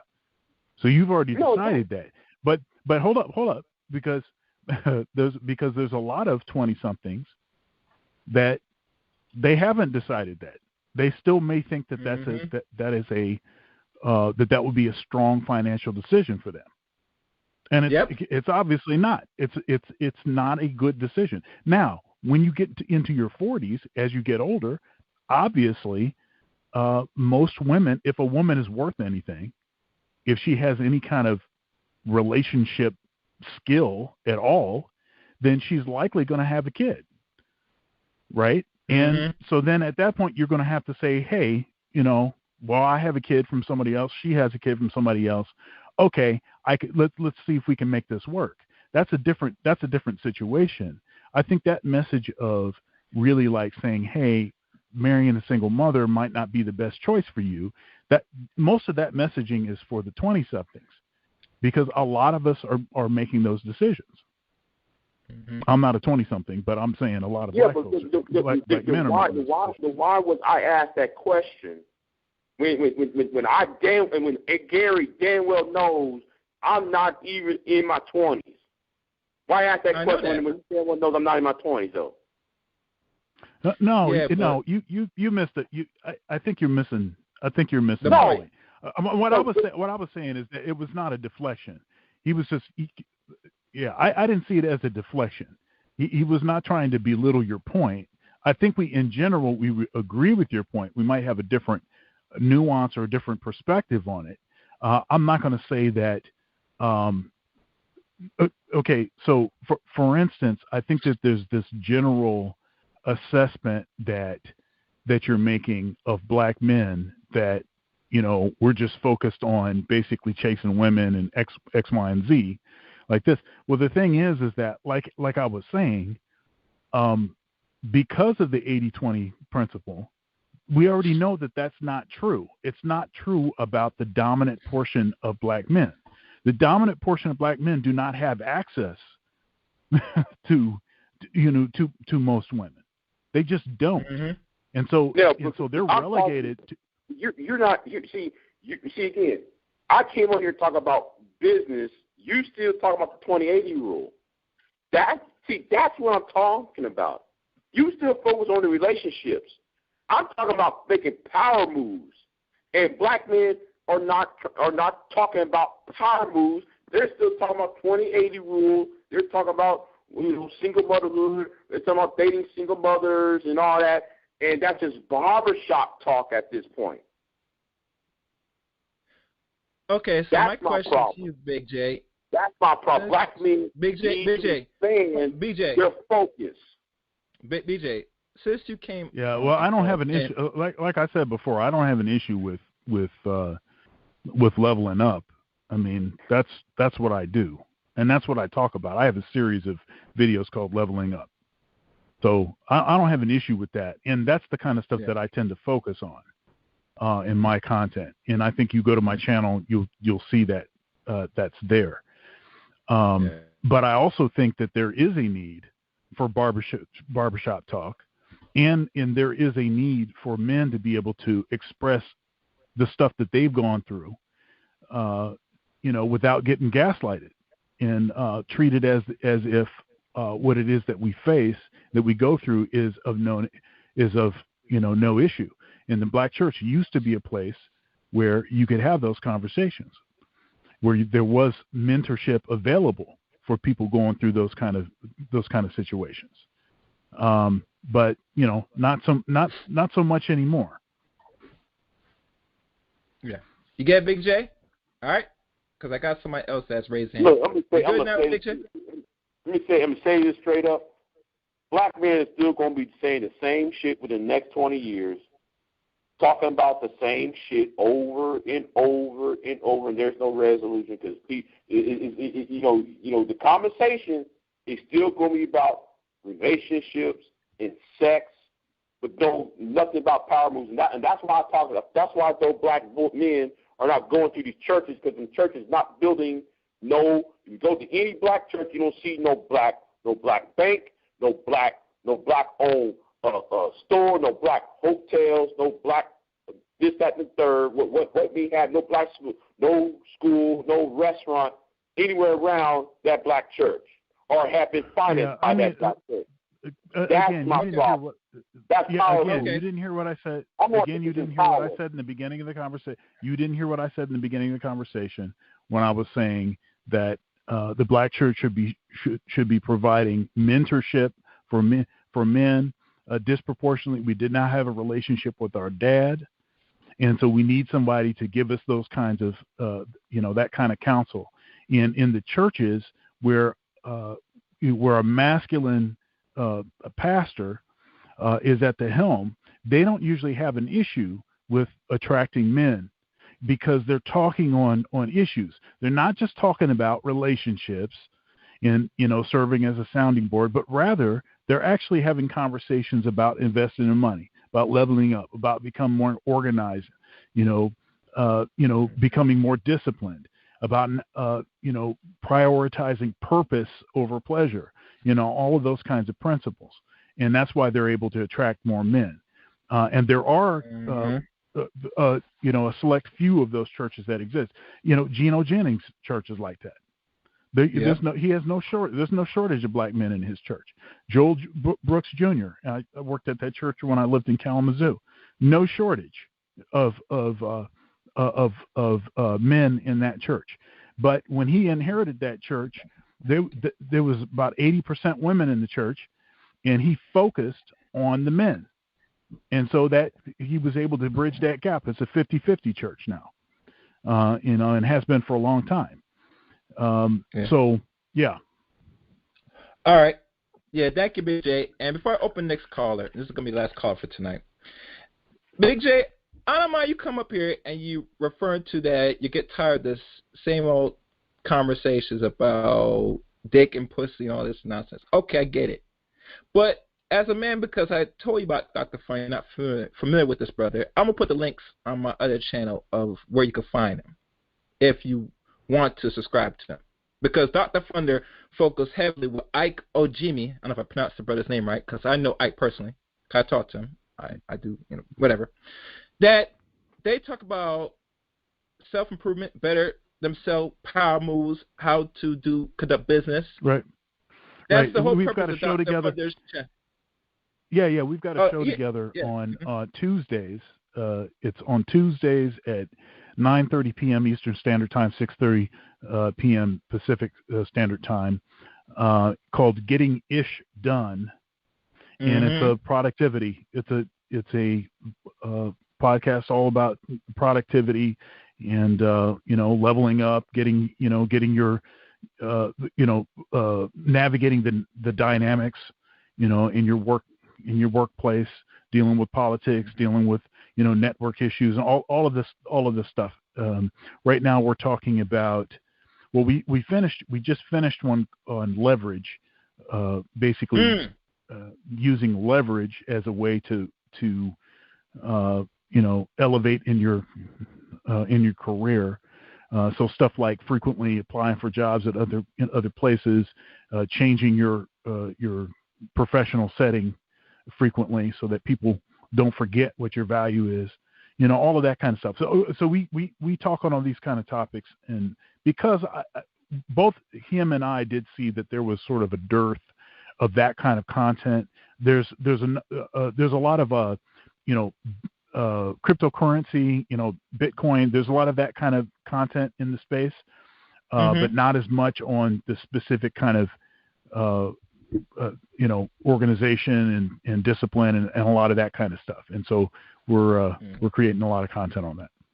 Yeah, and I'm gonna say as a person, since you're not familiar with Big J, Dr. Funder, and I respect Big J to a degree, but when I look at you on other panels, bro, you're not on other panels talking about this self-improvement and talking about dick and pussy. Trust me, Big J, I'm on YouTube. I know what you do, brother. And the panels you be on, they're not talking about certain things like we are talking about tonight. You only caught snippets because of the raunchiness, the actual chaos. That's why you listen to this channel and listen to today's stream, because you heard the chaos and you called it. No, Dr. I'm being dead serious. Anytime when I talk about things that is, quote unquote, somewhat boring, he does not come around. But when it starts to pick up and it gets chaotic, sometimes Big J miraculously comes around. I don't know how it happens, but that's the nature of the beast. I'm chaos reign for a goddamn reason. And in this chaos, there has to be restored order. And with greater chaos, I'm here to restore the order in which the world you live in today, brothers and sisters. So, next caller. Yes, caller, open your line. Who's this? Hello? Hello? Yes? Hello, thank you for taking my call, Gary. I'd just like to know that I really appreciate. Oh, how you doing, Sarge? Okay. I'm doing very well because your guest, it seems to be a very thoughtful individual who apparently is giving these sort of ideas the respect and consideration they deserve. And I was like, no, I appreciate his insight. But I'd like to elaborate a bit on the last question he asked Big J, because I think it's a very important and significant question to ask. And that question was, in case anybody's forgotten, would you be willing to marry a woman with a child? And I think part of the problem with determining an answer to this matter is the fact that you have a general proposition. Is it worthwhile, or is it advantageous, or is it good, or is it desirable to marry a woman with a child as a general proposition? And then two, you have the individual circumstances of the individual people involved in that relationship, which may or may not mitigate for or against that relationship. And with that in mind, I'd like to address the general proposition, because there's an infinite number of variables that go into an individual's decision to marry any particular individual, with or without a child. So, speaking of the general proposition, is it a good idea, or should you be willing to marry a woman with a child? As a general proposition, I would say, obviously it wouldn't be if every single woman with a child was a reprobate with a thorough brat who's not worthy of being raised to adulthood with a worthy male figure in their house. However, we both know, or we all know, that's not true. There's an infinite number of desirable, attractive, intelligent, and worthy women with children who are looking for a mate. With that in mind, the answer, as a general proposition, is of course. I believe every child, every human child, needs a male role model in their house on a continual basis. Failing that, certainly one in the wider world, because the essence of men and women is different.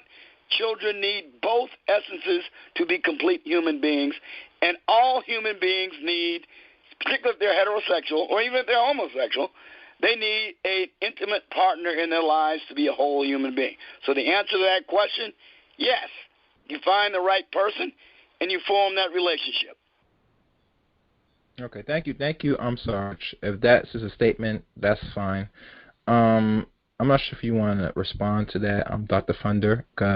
I see one person raise their hand. I'm gonna take your last call. I'm caller. Any response to that? I'm Dr. Funder. Yeah, sure. I mean, I like the sort of, there's the sort of general proposition, and then as a sort of specific, case by case kind of thing. And that again is sort of the anecdotal, like you can find an anomaly, a situation where it may actually be a good decision, a good option, versus the sort of general, it's probably not a great choice, especially since there's a lot of women that don't have kids. Younger women in particular. I think that the age thing has a lot to do with if it would be something that makes a lot of sense to entertain, the age thing. So if I'm in my 40s and I'm looking for a woman that's in her 30s or 40s, if she has relationship skill, it's likely that she will have a kid. Very likely. If she doesn't have a kid, then that actually may be a sign that something could be wrong with her, as far as just not having, the sort of relationship intelligence, or, being one of these that's basically continually been on the CC, if you know what I mean, for a long period of time and has never been in a committed relationship. So you don't know what you're getting, so to speak. But but if you're younger, then it seems to me that especially a black man is going to have unending options. If they get their money right, if they do what they need to do. First, I would probably advocate for a black guy to probably to wait until they get their money up. So maybe wait until you're in your 30s or something like that. Mid 30s at best. Mid-30s. Probably that would be my suggestion. Again, anecdotally, there may be scenarios that are different from that, and I would actually encourage women to consider men that are younger, and guys that don't actually have everything together yet. They can see the potential in them and struggle together to build something together. But that doesn't seem to be what women want to do. Not in today's era, unfortunately. Yeah. And here's the funny thing about it. I don't mind if people that's in the same age range date, mate, and eventually marry, if possible, around that range. But we all know in today's society, in today's world, that's not what it really is right now, unfortunately. So, like always, like from Nicole Michelle or any other things, even women that's teaching wife school and all that stuff, they always push most of the young women to deal with older men. I have no problem with it at this point. But I will say this.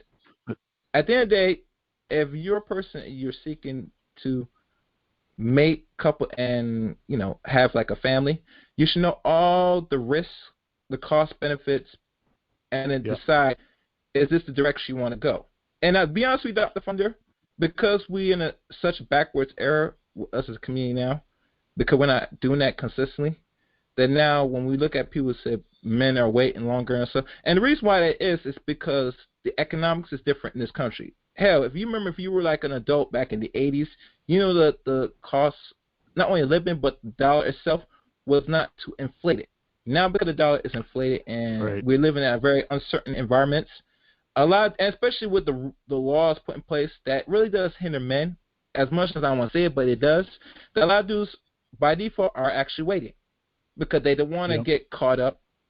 That's what it is. And these spaces and these content, what I do, what you do, what anybody does, is to re-educate men, not only on the purpose, but to know the pitfalls now. So that once they make a conscious decision that's the one that has his head straight, he will know what to do. So that way we don't hear him complain and, get the outcomes that they don't feel they're right to deserve, and develop what we call a rage. I've been hearing about this red pill stupid rage for some time now. I thought it was some myth or some nonsense, but when I hear dudes talking, you heard him talk too, Dr. Fun, if you run a lot of spaces. A lot of dudes have not gotten over certain things. Other men have to sit there and try to either not call them, but to counsel some of these dudes to what they're going through. And I don't like doing it because when I look at it, if I had to go do it and I'm an older man, it's a problem. So like I said, it's better they know. We teach the ones young now, so they get it now, so that way they don't have to pay for it later. I cannot save every black man. Dr. Fern, you cannot save every black man. But what we do is important for the future young adults that's come up, your son that's come up. Even kids now that just finished high school that's 18 years old, born 2003, and probably 2004 and 5, that's coming up. They will know now. That's the purpose of all this information, whether women like it or not. Because this is the consequence when you raise your sons from 0 to 18 fucking years old. Gary, let me interrupt you for a second. Okay. I just want to inform you that my PC did an auto update, and it I get you. Don't worry. I know what's the problem. I know I saw it right. It's good. Thank you. Yeah. So, but it's back up on YouTube now, and if you guys are on YouTube listening, let your buddies know to tune back in. Everything is back up and running, and you can call into the number at 712-770-4160 to join the conversation with Gary and Dr. Thunder. But that's it, Gary. I'm going on mute, man. All right. Let me take this final call. I'm gonna wrap it up. Caller, who is Greg? Yeah, how you doing, man, Gary? How you doing, Greg? It would be nice if you have a question. I don't mind you take a comment, but because we are on time. I prefer to have a comment. I'll be brief. Look, I think for an older man, I'm in my 50s. I don't have a problem marrying a woman with a kid. It's no problem because most guys have kids at that age. But I don't recommend a brother under 30 or 27 marrying a woman with a child. I would highly I would discourage a young brother from doing that. Not because he doesn't love the woman or the child, because you have to deal with possibly her family, the ex baby daddy or boyfriend. You have to deal with relationship with the child. The child may have resentment towards you coming in. You're not the father. You have to think about financial obligations. The kids probably go to college or whatever. You got to help raising. That's a financial burden, and I wouldn't recommend it for a young man under, say, 25 or 30 to be getting with a woman with a child. And one other reason, a selfish reason too. It also depends on how the child was. If she was married or a widower, okay, I don't have a problem with that. But if she just had a child out of wedlock, I wouldn't recommend that. And I'll tell you why, because I think by marrying these women, it's going to enable women to continue to get married, to have children out of wedlock. And we should discourage women having children out of wedlock. Therefore, we shouldn't marry these women. I'm sorry. We have to, as black men, we have to start having some standards in the black community. We have to, like other races of men, we have to test standards, and we don't have any standards, man. We need to stop marrying these women. And I'm sorry, that's just what I agree upon. That's what I think. But it takes us black men to stop marrying these women. We need to stop screwing these women too. I know we can't do that, but we need to stop. I know we need to stop it, or start using birth control as men. Condoms. We have to quit putting babies in these women, because that's how they get their money. A lot of them, we have to stop doing that. We need to talk to young black men and tell them quit putting babies in these chicks, man. We need to have some standards as men. Okay, we really need to. That's all I had to say. I'm not being hating on women or whatever, but we have to start. We have to end this shit, man. This whole baby daddy, baby mother. But we got to end this shit and start promoting families, because that's how you get generational wealth, by having families. But we need to pass on wealth to our children through strong families, uncles, aunts, grandparents on both sides. Have all the siblings with the same father. We have to start doing that if we're ever going to get back on track. I know you guys talk about all this shit, the black women have their empowerment, black girl magic, all this stuff we're doing, but we're not doing it together. We're doing it. Black women are doing their thing. Black men are doing their thing. We need to get together. I don't see it's going to happen, because black women seem to want to do their own thing with their own families. And that's one thing we need to, I'll be brief. One thing we need to understand is that the black community is not black men, black women, black child. It's black women doing their thing, and then black men are doing their thing. We're not working together. That's the fact. That's what a lot of black men do not understand. The black community is black women doing their shit, and black men, we're just outside help. to these women, and we need to quit helping these women. I'm trying to be an asshole, but I don't even give these women a jump start, man. I don't help them at all. We need to quit coaching their kids. We need to stop helping women, period. And we have to get them back in the fold by force. We have to force black women to start formulating families, which is black men, black women, black children. We have to force this down their throat, all right? This is the last go around here. You've only got 10, 15 years to correct this shit, maybe one more generation, and then it's going to be totally lost. Black men need to stand up and be men and quit accepting this shit from these women, man. We have to be hardcore with them, all right? I know you guys don't have it in you. I do. I have it in me. I don't help these women. I don't help them. Fuck that. I seen one out here. It was hot as hell a couple of weeks ago. I didn't help her ass at all. Her kids, because if she had shit together, she wouldn't be asking me to help her. She would call her husband to come help her out. She asking me to go help her out with all these kids in the car. Why? How come she's not calling her husband to come get her? If my wife had a problem, she would call me, or she'd call AAA. I wouldn't leave my wife out there. The reason why, I'll let it go. Go ahead, Gary. I'm not trying to blow up the room tonight. Go ahead now. Go ahead, bro. I'm sorry, but Doctor, right, that's cool. That's good. Man. Yeah, he's only. I wish he would go raw. He's holding back a little bit. I wish he'd just go raw with the shit. That's what we need. We need black men to fucking say it, man. Like Kevin Samuels, man. We need to bring it out, man.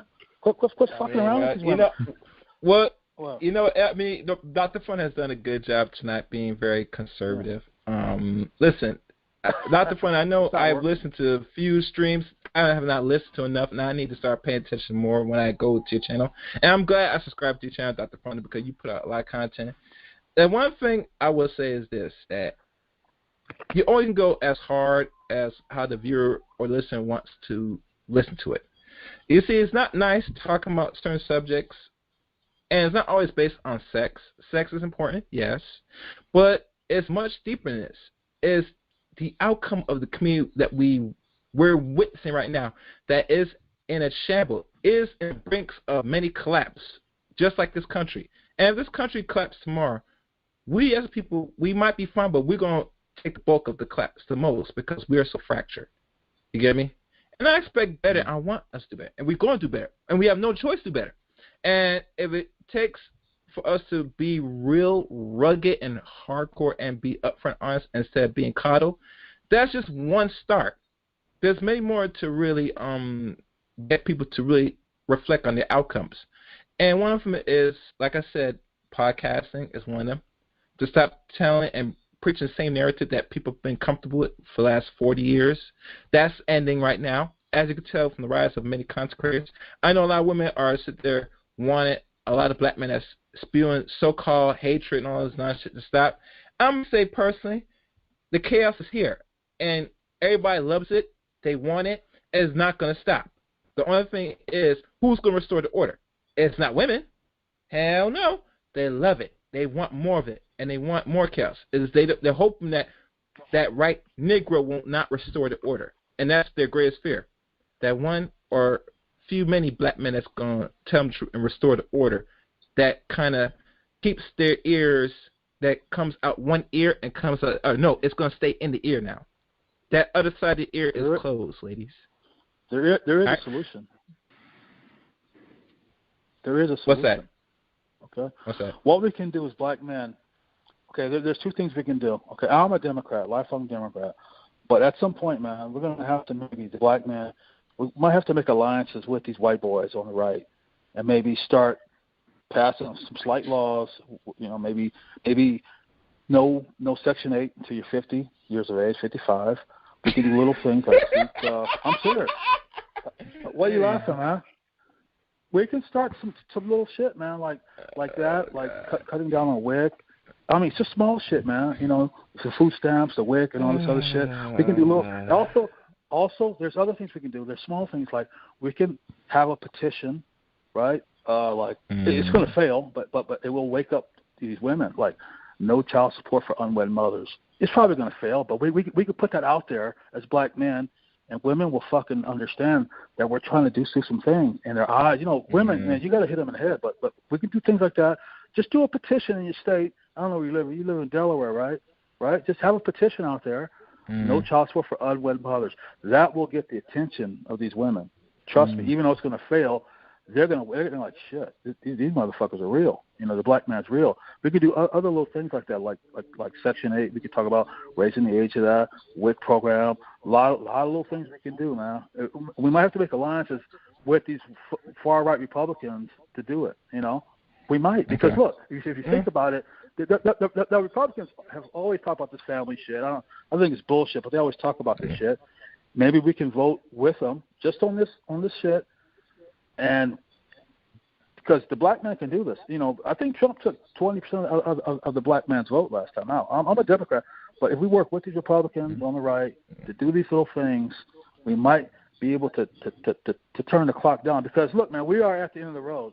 Because either they're going to win or we're going to win, and right now they're winning, and it's going to be total collapse. You know that these women get their way. We're already heading towards collapse. Look at the black community, man. It's nothing there. We're going to have to save you young brothers are going to have to save this shit. You're going to have to stick out your chest and do some shit. You know, and I think the women want us to do things. Black women want us to they know, black women know shit's fucked up. If you talk to them, they know it ain't right. But no black men are talking about this shit. If we start talking about this stuff, getting serious about it, and here is the kicker. We could talk about the preservation of the family. That's all we got to say. We're trying to preserve. That's it. That's the only code word we need out here. We're protecting the black family, preserving it. Yeah. That's okay. Okay, great. Thank you. As you were saying before, you know, when they say, you know, black community like this, in particular when they say black family, when the politicians say black family, they're not talking about black men. They're talking about black women and children, but in particular, they're talking about the women and the daughters, because, you know, the boys are going to grow up to be men. You're right. See? And if you look at the way that the education system is, it's been feminized, right? So say prior to, say, feminist movement, the maybe second wave feminism or something, there was a sort of a restructuring of the education system to make it, you know, to provide a situation for women to, you know, get better results, get an educational process that, you know, catered to more the way that they learned and all of that kind of stuff. And now in high schools, you have 93% of college presidents and valedictorians are female now. Now that's across all races. 93%. Okay? Wow. And what's amazing is when you state the statistic, people are like flabbergasted. Wow, you know, I didn't even know that. I didn't know that, man. Wow. Yeah, how is it possible that a stat could be that skewed in that direction, that far that way, and there isn't like mass like everybody isn't up in arms about this, saying, look, we need to change this tomorrow. The reason is because the agenda is really, you know, the more I think about this, the more I realize that, yeah, black men, I think, have it worse than anybody. But really what's happening is, really what's happening is it's an anti-male sort of agenda. It's an anti-male agenda. So, you know, men commit suicide at much higher rates than women. Of all of the suicides, 75% of them are men. 98% of homeless people are men. You know, let's look at academia. Of the black academics, let's just talk about black academics. There are 20,000 more black female academics than black male academics. 20,000. I'm talking about tenured track professors. 20,000 fewer black men. Judges too. They're taking over judges too. They're in that shit too, man. You know.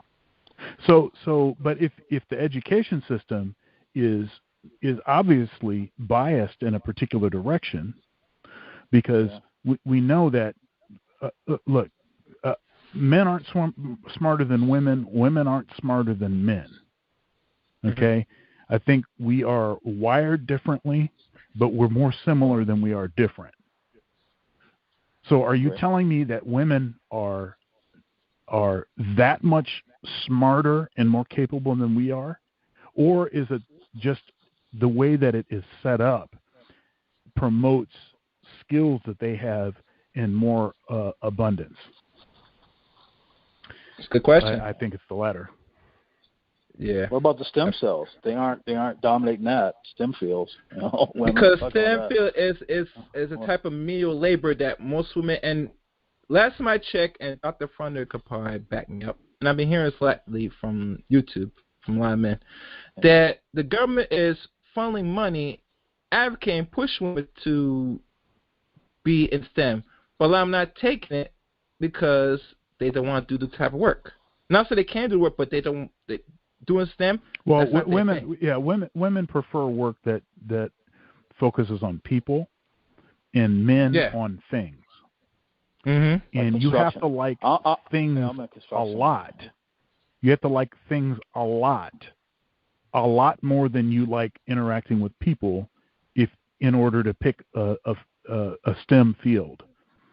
Mm-hmm. And if you look at the Scandinavian countries, they've done the most in their society to create an egalitarian society, and so all of this sort of nurture arguments, they have found ways to minimize the effect of some of the things, like blue for boys and pink for girls, and trucks for boys and dolls for girls, and all like this stuff. As they're growing up, they have reduced that stuff, and then they have created these massive incentives for women to be in STEM fields. But actually what they've discovered is that when people are given a choice, fully free to make the choice they want to, they double down on their natural tendencies. And so what they thought that was going to happen was you're going to have more women in STEM, but actually you have less in STEM. More nurses now that are women, and more men that are doing STEM. So it did exactly the opposite that they thought it was going to do. And that's because men and women are different. Exactly. And it's because we're oriented differently. Yeah. But Greg, side to this, man. Greg, yeah. I got to move on. Yes, I don't mind have you on, but thank you, Greg. All right, thank you. All right, I'll listen in, man. All right. Yep. I don't know why somebody raised their hand. I'm not. Well, should I see? Well, let me say this.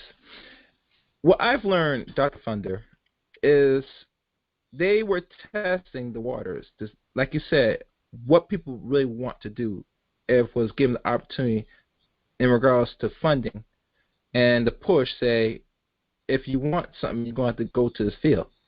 And it's pretty evident that women don't want to do certain fields.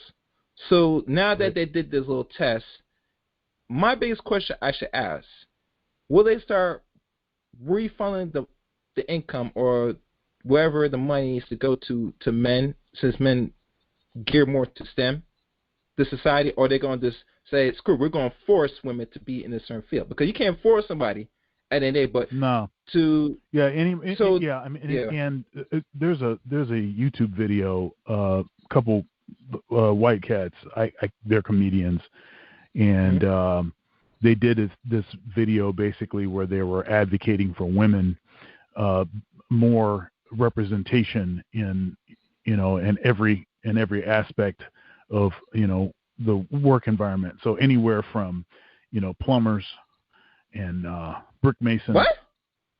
and window cleaners, guys that climb the telephone poles, to do that kind of work. Wow. See, the thing is that it's a joke. It's totally a joke. But the point they're making, which is very clever, is that the feminists tend to only cry about the jobs that they perceive will give them power. Mm-hmm. They don't cry about the underrepresentation in, stuff like being a brick mason, and stuff like that, where there's hardly any women working in that. Why aren't they clamoring for equality there too? I thought women can do all the same thing guys do. So it's a little disingenuous. But I think what it is that they're doing. I mean, look, in mass, women are going to want to do different things than men. You're going to have anomalies. You're going to have some women that they dig the STEM stuff or stuff like computer programming, computer science, and they're just all about that. And that's really the way that they're oriented. But for the most part, it's not going to be that way. And if you're not going to get equal, I mean, you make it equal opportunity, but that doesn't mean that you're going to get an equal outcome. Because there's free will that's in the way. People have to choose what they do. Having a free society is not about having, the same proportions exactly of every category of person, from race to age to sex and all of this kind of stuff. That's not the point. The point is to have a society where if you want to pursue something, that you can. Okay. Makes sense. Before, wait, let me see who's the last caller. Let me see. Caller, who's this? Yeah, it's me again, Gary, and your guest. Oh man, you have really hit a gem with this gentleman, sir. You are spot bloody on. But I'd like to ask what a question. I'm sure you probably know the answer, but what do logging workers, fishery, commercial fishers, sailors and marine oilers, paving, service and tamping equipment operators, dredge, excavating, loading machine operators, over-the-road truck drivers, derrick rotary drill operators, roofers, maintenance workers, woodworking machine setters, septic tank maintainers, refuse collectors, structural iron and steel workers, farmers, ranchers, and the like, and rail, track laying, and maintenance equipment operators. What do they all have in common? They're jobs that women don't want. Yes, and they are the most dangerous occupations in the world and the United States, with the highest death rate per 100,000 per capita. And women do not demand to be let into these jobs. That's one thing I've noticed. And the point you made about power, that's the kind of jobs they want. And in fact, when I heard Brother Greg speaking just a little while ago, I said to myself, Brother Greg, you sure are brutal. I mean, you are absolutely brutal. But you know what? Brother Greg is speaking to an essential truth. He is doing, chemotherapy is destructive to living cells, but it's often what is necessary to save the organism. Without it, the organism completely dies. And I think Brother Greg is advocating a form of chemotherapy to save the black family and to restore to his rightful place the black male at the heart of his family. He may be, his solution, as unlikely as it is to pass given today's political climate, may be the only thing that will work. And I'm going to say this, and I don't care who doesn't like it, it's utterly impossible with Democrats as they're presently constituted in charge. It cannot succeed. Even Republicans will whimper around it and whine about it. Well, it's just not feasible right now. We can't think of doing that. We don't want to alienate, blah, blah, blah. But the Democrats will call you an enemy of the state if you try to play Go ahead. I'm a third party guy myself. I actually think that we need a black party. Uselessness, but Democrats will actually try to put you in jail if you bring up a solution like Greg did. You'll be literally an enemy of the state who should be exiled to Siberia somewhere. Well, that's Greg, but we don't worry about it. But thank you, Sarge, for calling. Thank you very much, brother. Thank you. All right. Now, the solution part.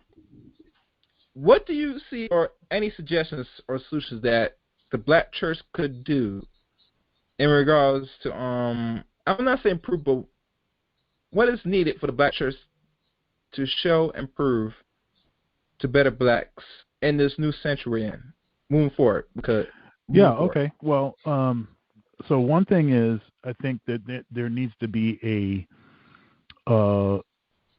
en masse, there needs to be an acknowledgement of the problem. So there needs to be, by church leadership, by black ministers, they need to acknowledge that this is an issue. We need to quit pretending like this is not the case. I mean, I've been flabbergasted at the number of ministers that I've had conversations with that were not aware of of this dynamic. I think it's because they have grown so accustomed to seeing this, not very many men in church, and just thinking that was normal, for black church. But it didn't used to be that way. It's gotten worse. So that's the first thing. The second thing is, I think we need to also acknowledge, and I think the church can acknowledge that since it has done maybe a disservice and has not done as good a job as it could have done addressing men's issues, they need to start addressing those issues. But in order to hear from the men, they need to go to locations where they can have real conversations with the men. And there's a lot of exiled Christians in the black manosphere. So I would advocate for, panel discussions and the like with content creators on content creator platforms that they will allow. Actually, I organized a couple of these panel discussions on O'Shea Duke Jackson's channel. Shout out to him. Excellent. Excellent. And we did these. These were a few months ago. It was like in February. There was a couple of them, and one of them, the first one, was really received well. Both of them I thought was received well. There was some issues with some shadow banning or something for the second time we did it, but the panel was two pastors. One of them was one of the pastors that I mentioned, Joel Brooks Jr., and then the other one is John Coates, Reverend John Coates. And we had, and then I had a couple musicians on there, a couple pastors' kids, and then, of course, myself and O'Shea moderated. And it was a really great conversation. It was frank, and we got into some nitty-gritty. But I think more of those kind of conversations need to happen. I mean, I'd like to see a conversation with with folks like T.D. Jakes, folks like I mentioned him earlier, Geno Jennings. These kind of folks with folks from the manosphere.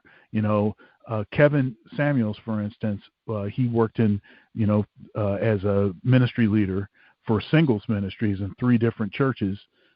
Big churches, and he's a Christian. He grew up Christian. He talks about that frequently. He's actually which is not particularly usual for the manosphere space, but he is an advocate for marriage. And so I think that there can be some middle ground. You have podcasters like The Roommates, who is Christian guys, and basically their podcasting stuff was kind of an outgrowth of a Bible study that they did at their college, the college they went to. So you have a lot of that kind of stuff that's happening. And of course, I'm a Christian guy. Ike Ogiamian is a Christian guy. I think that there are lots of ways. No, Ike's Christian. Okay. But it's what's interesting is there are lots of opportunities to have these conversations. I think people are hungry for these conversations. There already is sort of a spiritual dimension in the manosphere. I mean, you hear people talking about stuff like no fat. There's a lot of content creators pushing for people to get off of porn. And talking about how porn is negative and kind of it kills your drive. You're trying to level up, and you're trying to put your purpose over pleasure, and that ain't going to happen if you spend a lot of time doing that, engaging in those kind of behaviors. So there's that kind of stuff that's happening, which of course that's a Christian message. And yeah. So anyhow, I mean, so I think that there's a place in the manosphere, I think, to have those conversations. But I think inviting some of these kind of content creators, especially folks that have really big names like O'Shea and Kevin, and to invite them to the table. O'Shea grew up in church, and he's done a number of videos on the church, So I think that there's folks that want to have these conversations. But I think that the Black church would have to show an uncommon resolve. I think that there's certain unholy alliances that the Black church has developed with the Democratic Party, with certain feminist sort of agenda items that are clearly not traditional Christian, values. But that's not the history of the church. I think there needs to be a return to just preaching from the Bible and letting people have it. If it's popular or not, that doesn't matter. Get away from a lot of the flashy stuff and start focusing on substance. Substance over style. Well said. Well said. You came through, you saw, you conquered, Dr. Thunder. I hope this was appealing and very much an interesting discussion, Dr. Thunder. I know I enjoyed it. I hope you did. Yeah, I mean, I'm not sure anybody besides the many panels you took place really made it interesting first time. I hope this was worthwhile, Dr. Thunder, you coming on my show. But yeah, this is good. I learned a lot, man. Has my outlook on church I look at it pretty differently now, how I view church now. And I think moving forward, these are things that is a necessity. And I think most Black church, they go eventually have to turn around anyway, because a lot of young people, either they're millennials or Generation Z, they are slowly waking up to the reality. And if they don't see anything of real tangible substance from any institution of a church near their home or their street corners, and we have a lot of Black church, mind you. In every Black neighborhood, we have like maybe 10 or 20 lined up. So I see that, out of those many churches, one of them is going to get it and do what's necessary to really grasp and get back the hearts and minds of the few that's located in their local cities. But only time will tell. Only time will tell. Any way for people to follow you throughout the digital space?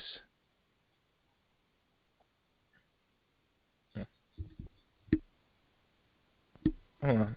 Is my thing working? Hold on, guys. A lot of funny there. Oh, he must have a problem with his line. I'll give him a few minutes.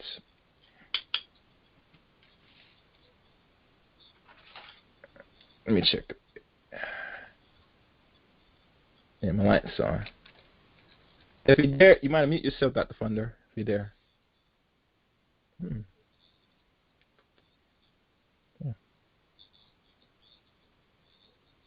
Okay. That's weird. Okay, well, I don't know if I lost Dr. Thunder, but there are links. I will probably have to put the links to where y'all could follow him, where to find him, Dr. Thunder himself. Oh, and let y'all know he does have a YouTube channel, so his name Dr. Thunder on YouTube, so you could subscribe to his channel. Like I say, he talks about a variety of topics. Most of them are empowering, self-improvement topics, So.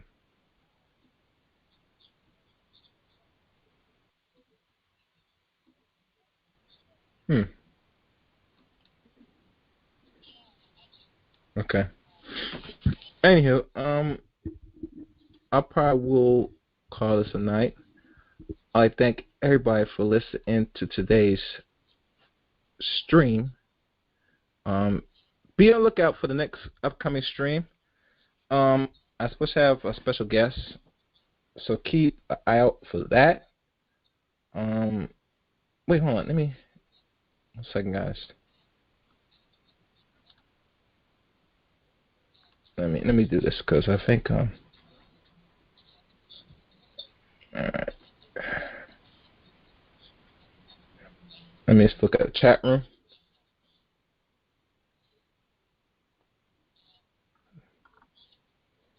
And look at this, the chat room has been busy.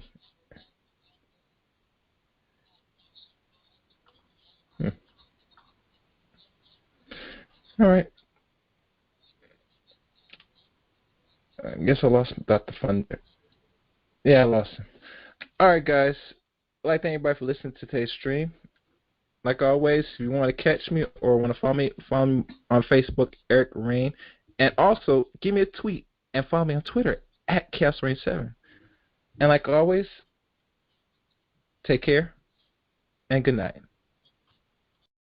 I'd like to give a special shout out to Dr. Thunder for coming on to today's or tonight's broadcast.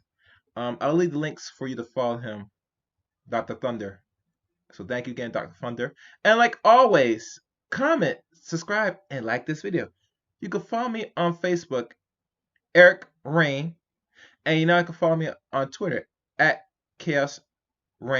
Thank you again for listening. And until next time, let it chaos reign.